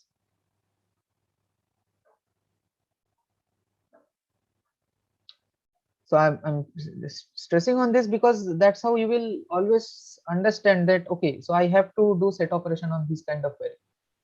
We do not have a other way. See, the problem in this query is where you have to use a not in one of the conditions. So this is basically checking the equality, right? So one of the, so whenever a single tuple is matched in the search, it will return. The first tuple it matched, it returns the query because it's a matching condition. But here you need to consider all the tuples, because if one of the tuple it is in Mumbai, then this condition is getting unsatisfied. I must check all the tuples. So when you are checking all the tuples, you cannot do this in a select and where condition like that, right? Because select where checks tuple by tuple, each one. Whenever it moves to the next one, it do not have any relation with, it does not have any relation with the previous one. You cannot proceed. So yeah, I may sound a little bit vague now, but you have to understand this. When you think, you will get the point that when you are writing select, it will not consider all the cases. You have to check all the cases whether it is not in Mumbai in any tuple. Here it was not the case. Here it was matching, it was returning. Here you cannot return. You need to check whether that particular hotel ID is not related with any outlet in Mumbai, right? So that's why this kind of queries are very difficult to write using join or some other condition. So the best way to do this is use the, what set operation should I use in this question? Please tell me. Except, sir. Exactly. So we would use except. And as sir told you that in some database systems, you have to use the minus operator.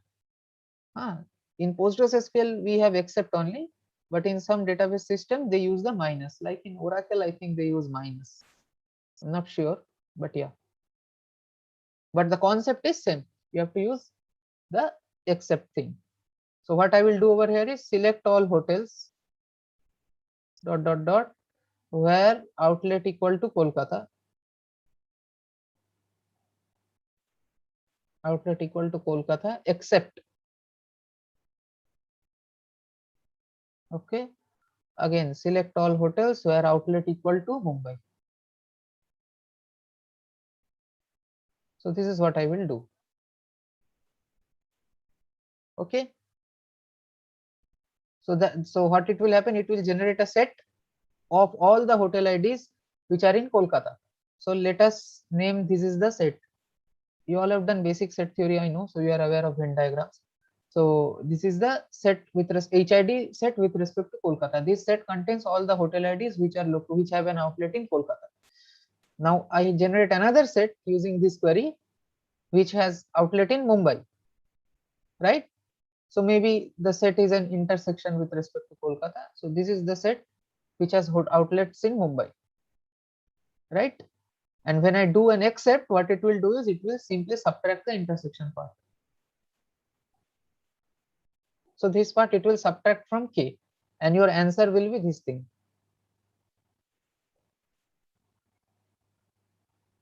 Okay, why is this not coloring? Anyway, so this part will be your answer.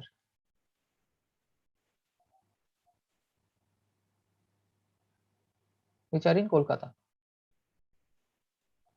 Okay.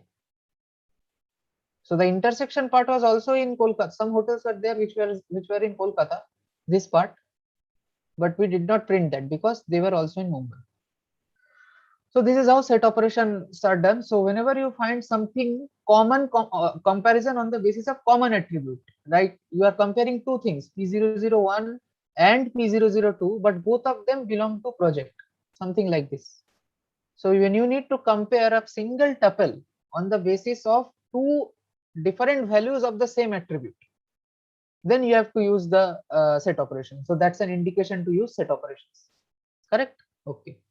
Like this also. So you are comparing Kolkata and Mumbai on outlet attribute only in each tuple.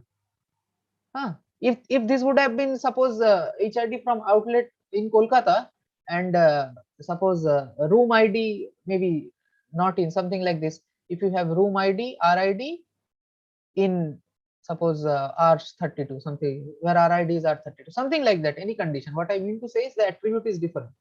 Then there are some other possible ways to check this, right? Because in a single query you can only check two different attributes with respect to two different values, but when they are in the same attribute, then it's an indication for you to use the set operation.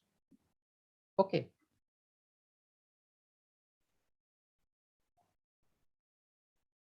Okay, so now I will go to the subquery.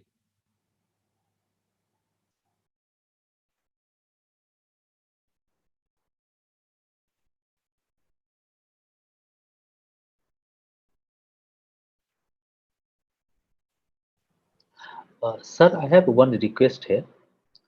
Yeah, Pritodip also raised his. Yeah, Kumar, just I would ask Pritodip to answer, then I will come back to you. Huh? Yeah, good afternoon, Bhaskar sir. Am I audible? Yeah, you're audible. Pritodip, please say. Yeah, sir. In his lectures, Professor Parthipratim Das he used parentheses while using except clauses. Yeah. So can you clarify whether or not we need to use those? It is a good practice to use parentheses, because suppose in subquery you are nesting things up. Suppose query number 1 you use a union, then query number 2 you use an intercept, and then query number 3 you use an except, something like this. Query 4. So then you will have some precedence issues. You may think something other and it may print something different. So always try to use parentheses and explicitly mention the scope. Sir, is this for our understanding, or is this like the SQL? No. This will also affect in the SQL also. If you put parentheses, it will explicitly set up the precedence. Okay, sir. Okay. Thanks for the help. Yeah. And always try to put parentheses. When you are only using one set operation, it is okay. Multiple set operation, try to use parentheses. Sure, sir. Thank you. Yeah. Okay. In some databases, the precedence is same. In Oracle, I think all the precedents are same up to version 9. After version 9, I think they modified to the normal precedence order that is followed in programming logic. In PostgreSQL, I think except has the maximum precedence, and then we have intercept and union. So anyways, so these things may differ in many cases, so it's better to use parentheses. Okay. So next, going to subquery. Why do we write subquery? Subquery makes things easier. And at least in order of you to visualize, as Arup sir said, that some queries are there which you will feel very difficult when you are writing them using join. Difficult in the sense means if you can do it using join, then it is the best way, because join is as Kumar was also saying, that we will come back to those things later. Join is always optimized. Subquery is slower than join operations. So that way join is the best thing. Also, join would make your query short and compact.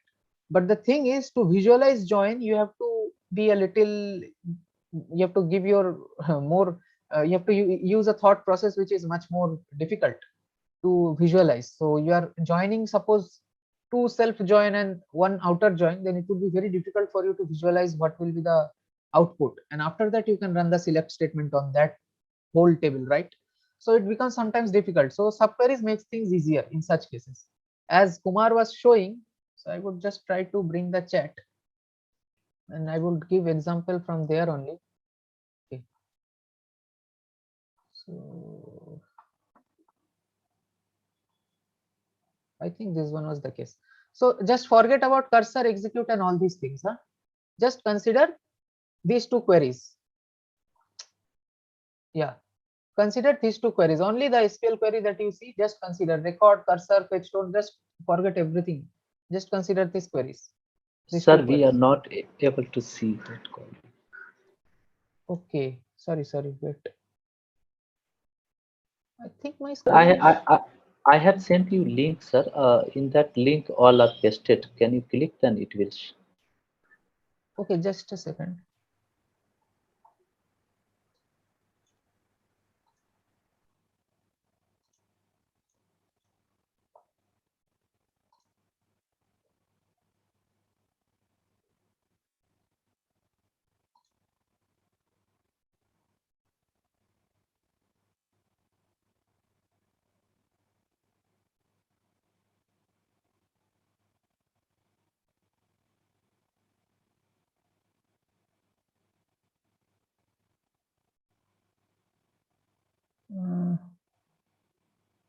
Where is that minimum one? Yeah.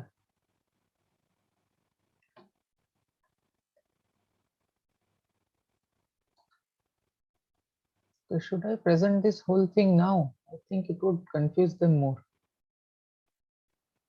Okay, anyways, I think I would go with the normal. See, basically when we use subqueries, as Kumar was saying, so what he did was, he executed two different queries. The first query he executed was select minimum salary. Okay, minimum salary from any table. So say from employees. So this will give the minimum salary group by employee, whatever you can use, a group by employee ID or whatever, EID. Sorry, maybe you can use department also, something like that. So anyways, so first you can write the one query which will fetch you a result. This will give you a result set, right? It will give you a value for salary. And after that, you can use that as a parameter to an outer query. That's what nested query is all about. So let me give you another example. In one of the question in your activity week 2, you saw that where you should use self join. Do you remember that? I think Sumishta answered that thing. Do you remember that which hotels are there which share the same city as Taj or something like that? Yes, sir. Yeah. So we did a self join over there, right? We could have also done using subquery. So that's another way. So how will I write? Select HID, hotel ID from hotels. Okay. Where I would put the where condition. Then I would write city equal to, simply I will select star from. Now I want all of you to respond to one question. Hotels where where name was there, na? Where name equal to Marriott or Taj. So let us say Taj. What is the error, or is there any error in this query? Will it work or will it not work? So it won't work, sir. Ashraf, can you be a little more loud? I can't hear you. Sir, it will not work, sir. Yeah, why it will not work? Sir, because the inner query is fetching a whole tuple, sir, and Very we are good. only matching So with this the is wrong. city attribute. So we have to write city. So this one thing you should keep in your mind when you are writing equal to or in, or basically writing an inner query or subquery to fetch something, please be sure you compare with it with the correct attribute over here. So I wrote where city equal to, and I was fetching star, that is all the attributes. So it would not compare, these are not related. So you must use select city equal to city. Okay, just a sec. Sorry. So please, yeah, so this is how you make the thing easier. Otherwise we were using natural join, right? So it was a little bit difficult for you to visualize how the table would be, and you have to make 2-3 join conditions. In this course it is widely discussed, so we have given the query also, right? So this is how you make things easier. So subquery actually make things easier. Whenever you need to visualize a large table, what you can do is you can modularize it, that is you can break it into small structures. So here I am breaking it into a small structure in a subquery, and I am using that result as a parameter to the outer query. So always keep one thing in mind, that inner query is always executed first. Otherwise it is meaningless, right? So you are using the result of inner query in outer query, therefore it is executed first. And after that, outer query is executed. You can nest these up to n levels, okay? So you can write another outer query over here, another outer query over there. So like that you can do. So basically we write inner query to ease things up. So that was the thing, sir, with inner queries. Yeah. Sir, I have a doubt, sir. Yeah, please. So for example, in inner query, we are computing the average salary for whole table.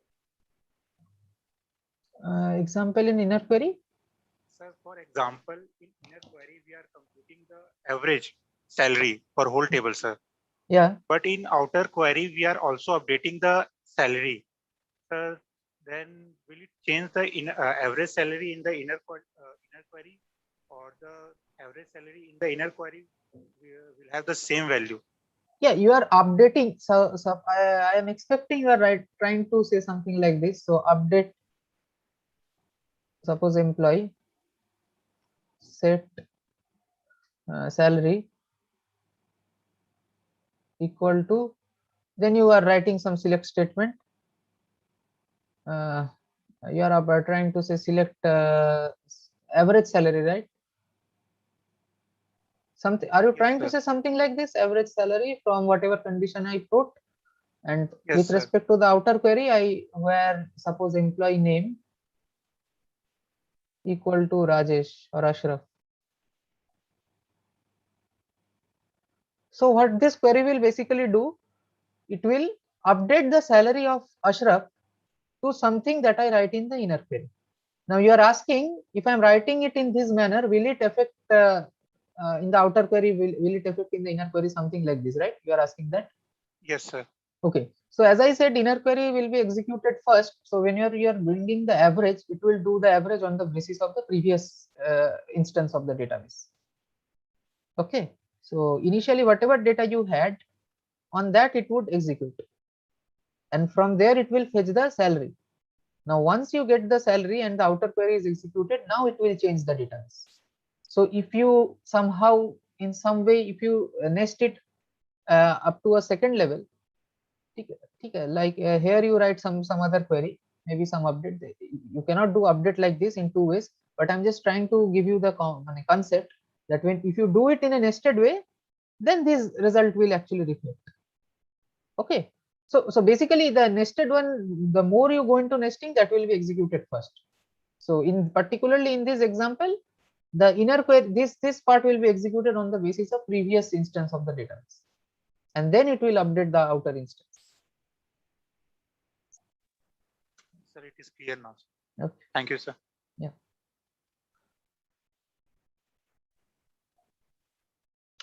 Any other question with respect to subquery? Why we write it? Any questions? So after this, I will move to the next part. That is the most difficult part, and that we will mainly address in the next session. Somebody asked about the deletion, right? With the subquery. That average salary. Okay, I'm checking. Yes, sir. Somebody asked. In comment or? No. Whenever I was teaching, somebody asks, like, I told I'll answer it later. So should you do that first or? But I don't know he's there or not. Okay, yeah. The thing is, like, you can try with. There is a with clause, right? You can try with that. Okay, Yeah. Bhaskar, continue. I don't know. Yeah. So with clause, correlated subquery, these things will come. So 6 was CTE. CTE is what we call common table expression, and that's the best tool to use whenever you are confused with a query. We will come to these things. CTE is basically with. Okay, so in week 3 you will learn what are with clause and what are these things. Okay, anyway, so let's go step by step. So we have completed up to subqueries. Why do we write subquery? When we want to ease things up with respect to joining. Why do we write set operation? Particularly in these kind of scenarios when you are actually comparing on a single attribute and comparing to different values. Okay, and specifically when you are actually checking for in these and not in these, that is one condition satisfies and the other condition should be the negation, right? So that kind of thing, one is positive, another is negative. So belongs to this, does not belong to this. Employee ID is this, employee ID not is this. Something like this condition you cannot do in any other way. You have to do except. Okay. So that was with set operation. Yeah, just coming. Group by and having we have discussed. Now subquery also discussed. Now we will move to correlated subquery. Yeah. So whoever I have a doubt in a set operation, sir. Yeah. Sir, can we only use one attribute to compare, sir, in set operation? Did not get you. Okay. Yeah. That should be compatible. I think in the video lecture it is sir has taught this in a nice way that these things must be union compatible. Union compatible means if you are writing select city comma roll number, I'm just arbitrarily picking up things, huh? sorry, not roll number, make it salary from whatever, and then you write a set operation, anything, union, intersection, anything, so set operation, and then you write over here select some other attributes and then salary, sorry, whatever from table, whatever it is. So you must make sure that the table, that the value you are printing over here and here, the attribute set in both of these queries, they must be compatible. Now what do I mean by compatible? First of all, they must be same in number. If you are printing two attributes, here also you must print two attributes. If you are printing two attributes and this is integer and this is varchar, then this must also be the, sorry, I wrote it oppositely. If this is integer and this is varchar, then you must keep that order over here also. This should be varchar or integer and vice versa. Basically, it may not be the same name of the, if it is city, you can keep it as state. That is okay. Okay, it's not compulsory you have to write city only. You can write in the name of the attribute can change, but it must be compatible. Compatible means the number and type of the attribute set must be same. Two attributes, three attributes, three attributes. If you are selecting the whole tuple, then it should be from the same table. Got it? Okay.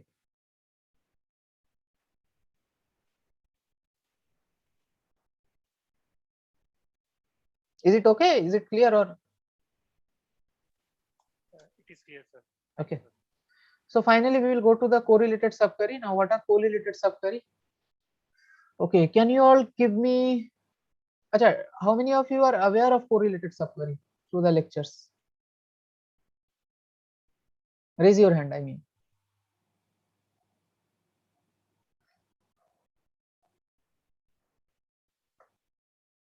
Okay, fine.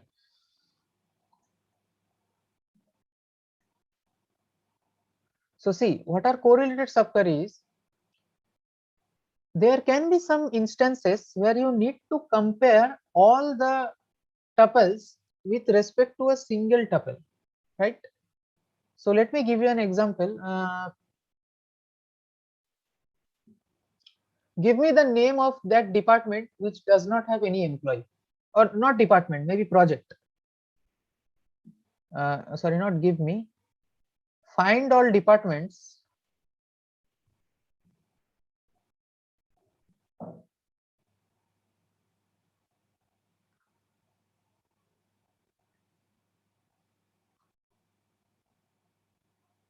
you can, I am giving another example. This is still doable in other way.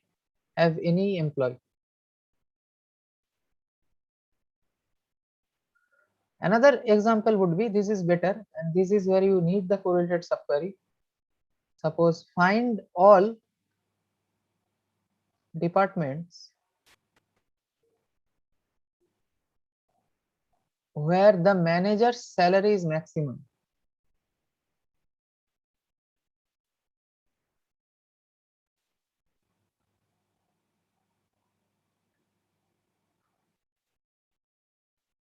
Another example, suppose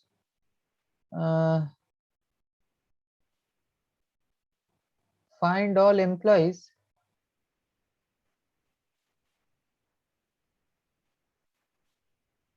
and this is the pretty basic thing. This example you will see in correlated subquery in many cases.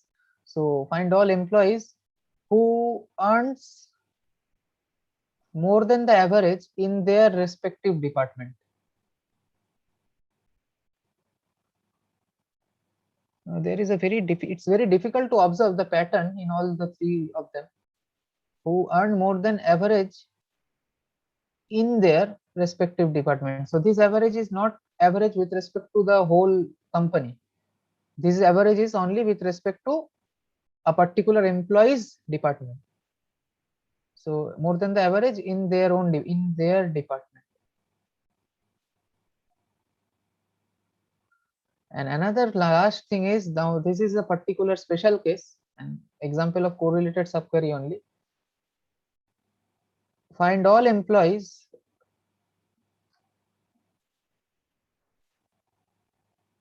who worked in all projects. or who worked in neither of the projects. So you can use the negative form of the sentence also. All projects or none of the projects, right?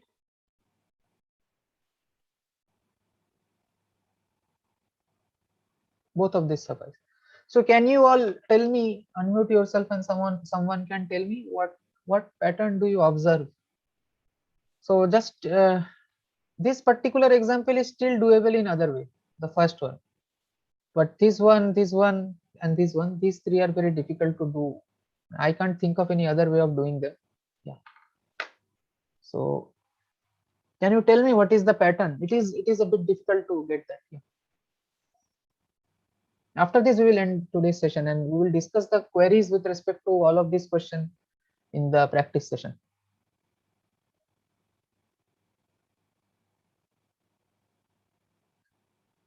But before that, yeah, that's why I thought of discussing this. You need to have a clear boundary of which particular form of query actually addresses which problem better. Yeah. Sir, question number 2. What's the meaning of find all department whether the manager's salary is max? So Means yeah, so basically you max have will be to on check. one. So basically here you have to check all the whether the salary of that employee who is manager in a particular department is maximum or not. So a particular department may have an employee whose salary is greater than the manager. Okay, maybe he is some advisor or something like that. I'm not speaking of the position. I just want to confirm that you need to check in each department whether all the persons or all the employees who belong to that department, manager is also an employee, right? If some advisor Yes. is there, he is also an employee. So I am assuming all of them are employee. But what I want to check is inside the inside the employees table, there is one attribute which is manager ID. If you find that manager ID as not null, that means that person is a manager. And you need to confirm whether in that department there is only one, there is no other employee who is not a manager and whose salary is more than greater than the manager's salary of that department. Okay, important thing is you need to do it on department basis, not as a whole. That's the point in all of them. And secondly is you need to compare a particular tuples value. Sir, here we are doing group by in a subquery, sir. In an inner query, we are doing a group by operation. Will that fetch you the result? You are very table. close to it, but one problem you will face, and that problem is the solution that leads to correlated query. If you do a group by in a subquery, you will, how can you relate? Okay, can you write in comment what kind of query you are thinking? It need not be exact. You can give an abstract view by simply writing the clauses. Yeah, till okay, sir, I will try, sir. Yeah, till when you are trying, I will just address others. Yeah, Kumar, continue. I think there we can use the nested thing. First we can use that group wise employee. Okay. In that group wise employee, we can search about that manager the salary. Once you do group by, you cannot get search. Once you do group by, you will not find what it. You will have to query on the groups. Yes, so first I did group wise, then I got a set of relations. Okay. In that set of relations, I will compare the all employee with the manager as a employee. Means once I did group wise, I have a one table. I think as the table, one set of relations where only for that particular group, only employee is there and that manager is there. And then further on that I can compare to this. So I can't say it completely, but I think it's three nested we can. Yeah, I'm telling you, you can try that. As I told Ashraf, it may seem that you can do, but when you try, you will get what's the problems. Okay, so we would discuss this queries. So since in today's session most of you have not watched all the videos, that's why we did not go into the 2.4 and 2.5 module. That's why Arup sir also addressed the first 3 module, which deals with the basic queries and stuff. And I also plan to give you an overview of what kind of technique you must use in particular queries with respect to particular queries. to make your answer easier. Okay, and the correlated and the CT, the with clause. So these things you can't understand until you write it on SQL actually. So that thing we will do on the next session, on practice session, and I would request all of you to please try some queries, because unless and until you yourself try writing queries and thinking what the output is, so whatever session we take, you will not actually get the points. So those who have tried using set operations, group by, and all those things, they will actually in this discussion they will understand, okay, so these are the problems actually. You cannot write a join operation when you are using this kind of condition. You cannot write a set operation when you are using this kind of conditions. Yeah. Yeah, subqueries, when should you use? You should use when there is a very difficult joining of going on. You can just break it into modules, and you can just use the inner queries answer as the result of the outer query.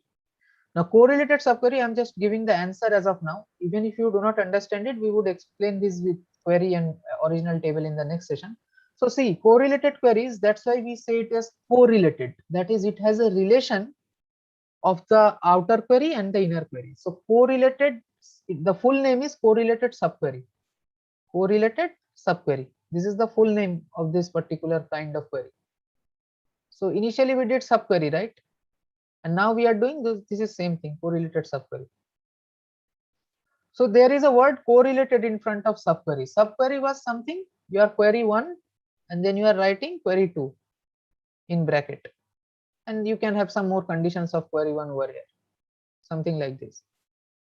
When you are putting correlated, that means the result set of query 2 is dependent on some value in query 1. That's what we mean when we do correlation. Initially, was it the case? You are simply writing select star from hotel where city equal to, then you are just putting a bracket, and then you are writing select star, select city where hotel, where city equal to, from hotel where city equal to Kolkata, something like this, right? So does this query has any relation with the outer one? It can execute, as Ashraf was asking, if I update the inner query, then will it also reflect, sorry, if I update in the outer query, will it reflect in the inner one? So I said no, it will not reflect. It will be done on the initial database. So that means there was no relation between these two queries. They are independent of each other. Only that I am using this query's result as an input to this one. But the execution of the inner query is independent of the outer query. In correlation, we actually try to establish a relation between the inner query and the outer query. Now, why is this required?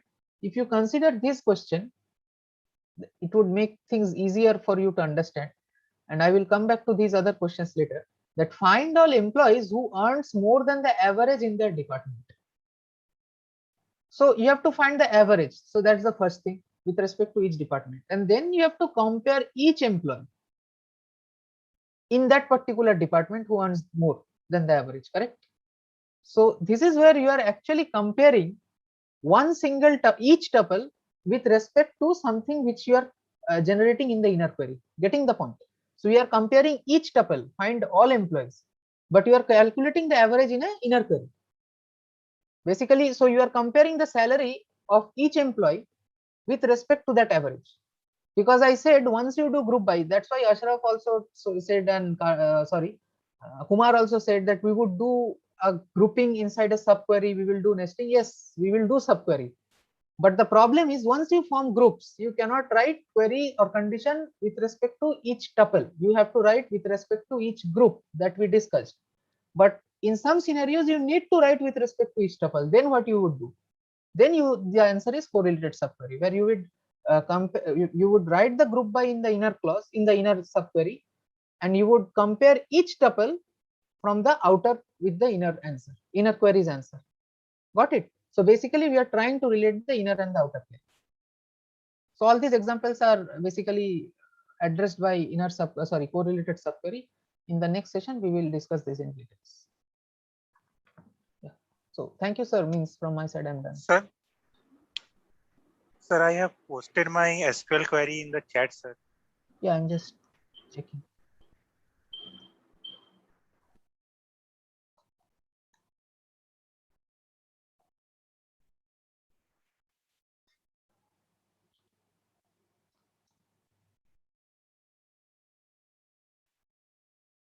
In the meanwhile, like anyone having any question Yeah. regarding the activity, you can just put it. Otherwise, Hello, sir. we'll end up. Yeah. Yes, sir. I have a query regarding distinct command. So I have written a query in the chat window, like select salary, comma, distinct building. So Master, can you is see it that? Like, I cannot see which one. I was actually checking Ashraf's query. 1 minute. Okay. Yeah.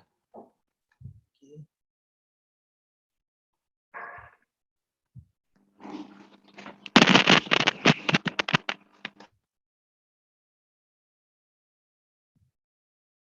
This distinct star from instructor.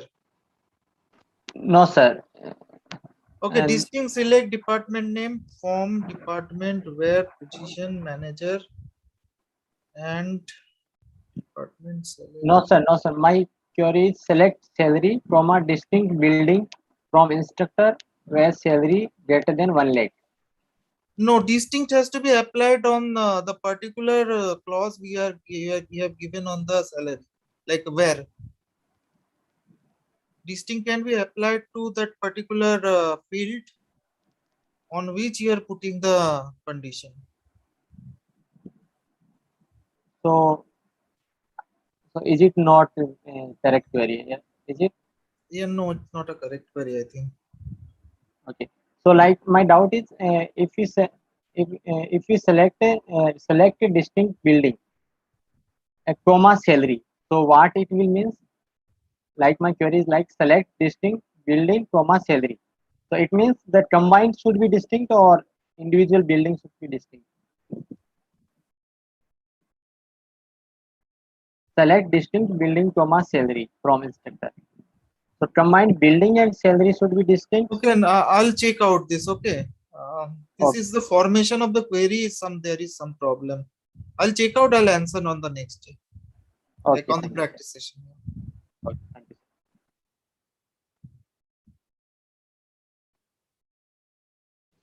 Hello, sir. Yeah, please. Sir, can you discuss about views? I am not getting it properly. Discuss about Views, views definition, and examples okay, also. okay.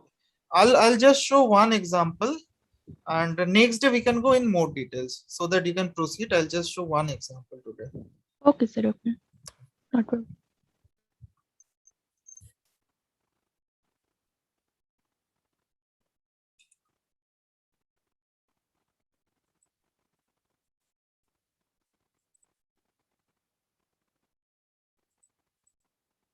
So can you see my screen? That PSQL? Yes, sir. Okay. It's visible. So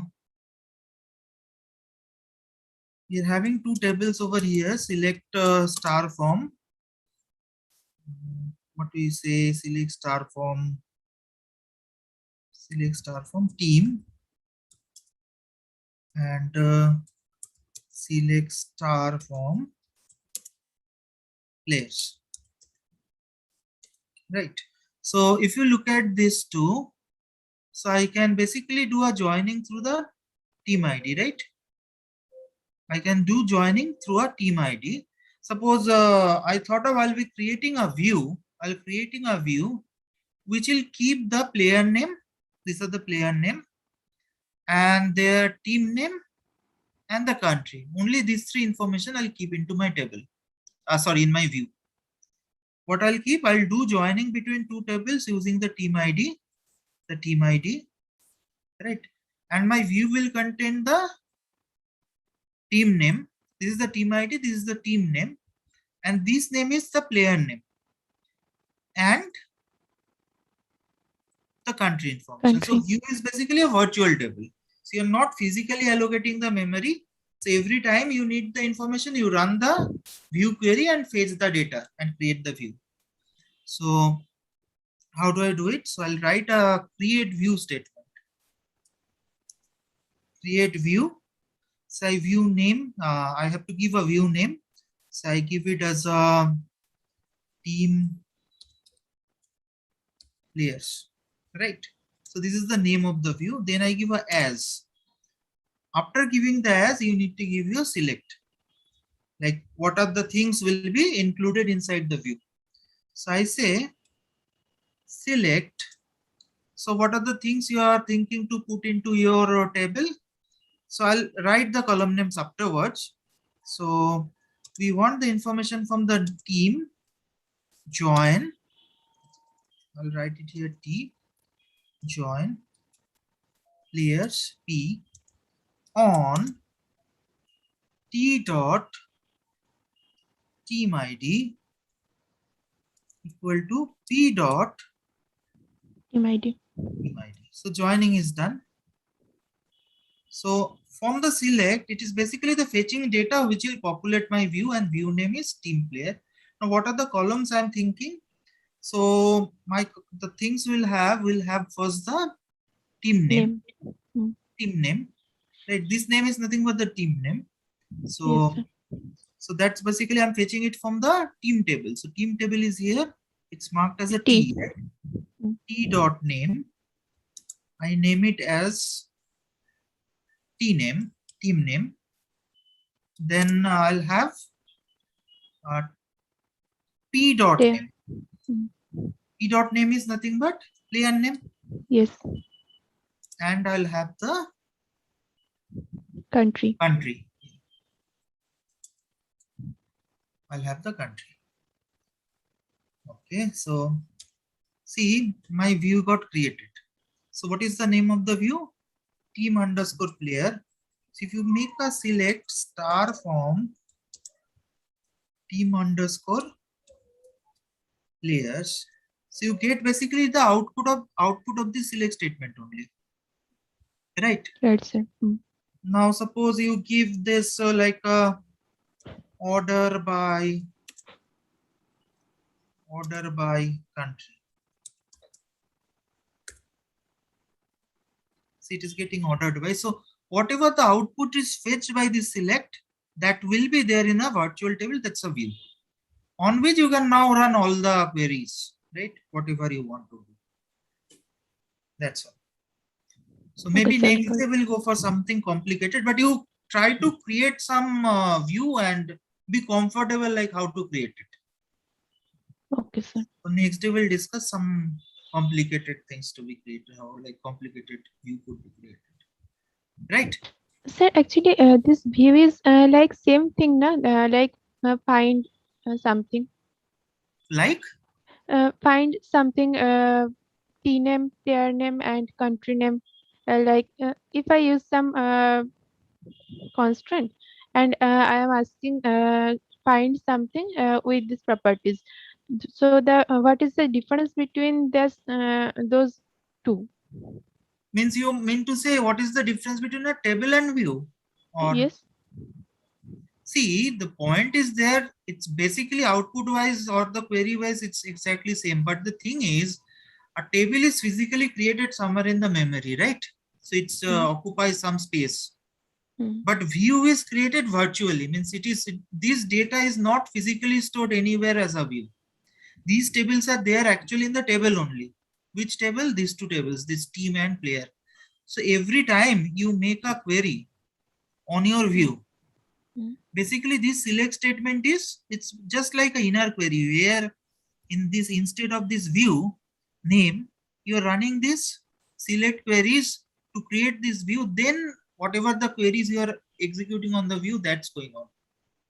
Getting my point? So anytime you are running a query on the view, the particular select statement which are generating your view, that's are internally running to generate the view.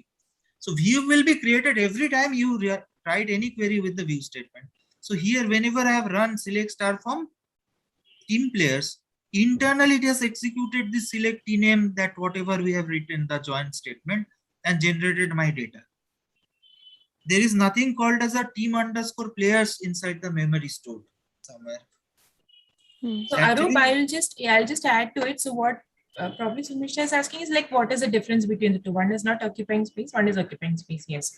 But see, the main advantage of view that we have is we can restrict access to certain attributes for certain kind of people. Okay. So suppose there is a database administrator who has access to all the data. and you have, say, some confidential column, say salary or the bonus that they're going to give or something like that, which you don't want a clerk to access. And then you create a view with every field except this column, where the attribute which the clerk does not have to access. And then you create a view using this. At the same time, this does not occupy any memory in the space, but it helps the database administrator to give access to the clerk to the whole table except this confidential attribute. Okay, ma'am. Got it, no? So Yes, that yes, ma'am. if you look at it from a practical perspective, like looking at it, like executing the query and seeing the results, they both would look at the same.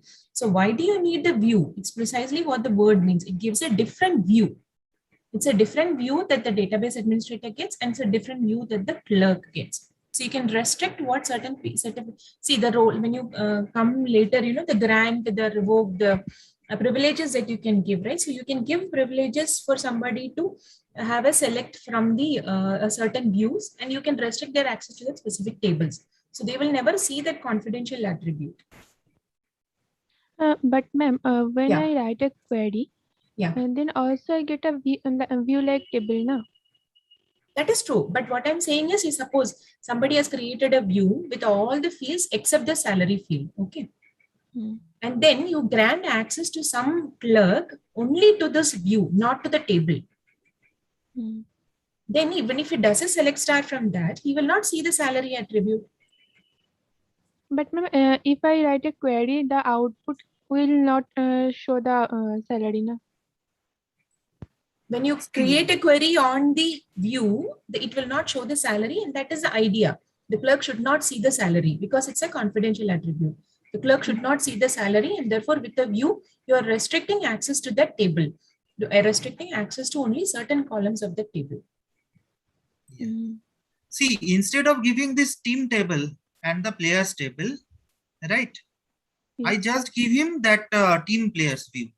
So what will happen? He can see the team name, the player name, and the country, but he doesn't know what is the ID and what are the team ID, that player ID. Maybe But those are some secure I am information. yes, yes, sir. Go on. So those secure information, maybe these are secure information, these IDs and the ranking and all. I don't want to give these information to my my clients. So that's why instead of giving the tables, I'll just create a view which will have only those information which is required. Right. So Mishra, when you are logging in as that clerk, right? First time when you log in, you are asked for a username, right? And by default, you give Postgres, right? So for the clerk, we will not give the password for Postgres or the DBA. We will just give a login, say clerk, and some password. And when he logs in, he cannot do a select start from on the table. He can only do a select start from the view because his access is restricted to that particular view. So depending on who is logging in, they will only be displayed, or they will only have access to those those entities of the database for which they have been given access. So if you log in as a DBA, you get access to everything. If you log in as a clerk, you get access only to this particular view for which you have been granted access. So select start from basically, select start from basically, if you have this prompt and you are a DBA, everything looks the same to you. But when you're coming from a different login for which the access rights are restricted, you will not get access to the select start from the table name at all. When you try to do that, it will say that you are not permitted to view this table. Whereas you will be able to do a select on the view. Got it? No? So depending on the login, what you get to see is different. When you log in as a DBA who has access to everything, then you get every view looks the same to you. But when you log in as a clerk, you don't have access to what is not for which you have not been given access. Right. Got it. Dear ma'am. Yeah. Please remind me. Yeah. Narendra, one more thing. I'll just answer Narendra's question also. Sorry. The Narendra was asking about select distinct A, B, right? So what does it do? Was that his question? Select distinct A, actually, B. he has used the distinct for the second column. Not for that the is not possible, is what I can see. I That is not possible. And if he gives a distinct A, B, then it looks at the combination. It's not the first column or the second column. It looks at the combination. The combination should be distinct. The combination duplicates in the combination will be removed using the distinct, is what I can see from the PostgreSQL tutorial. Yeah. Narendra, is it clear? Okay, Arup, I think we can proceed. Yeah. Yeah, So just for view, it remind me one example I read in software engineering somewhere. So if somebody asks me, give me 10 rupees, I won't give my purse. Rather, I'll take out 10 rupees, give it to him. So it's something like somebody asking certain information. I may not give the entire table to him. So whatever the information he requires, I'll extract it into a view and give him the particular view. That's the idea. Right, interesting. Yeah. So anybody, anything else?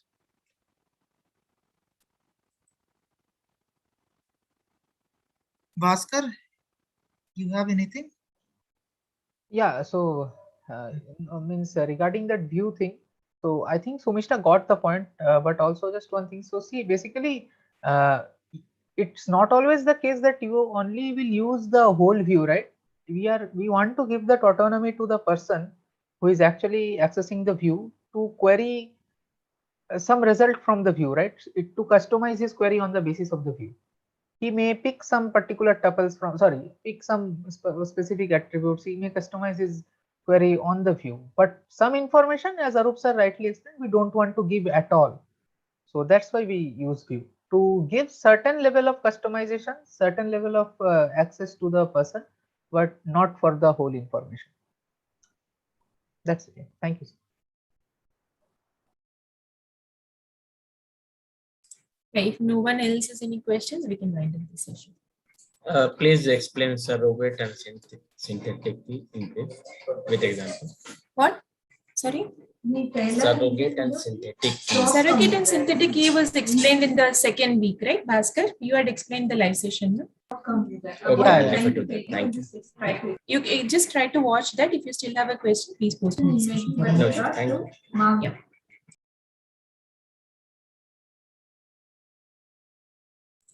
Anything else? Okay, I think we can wind up.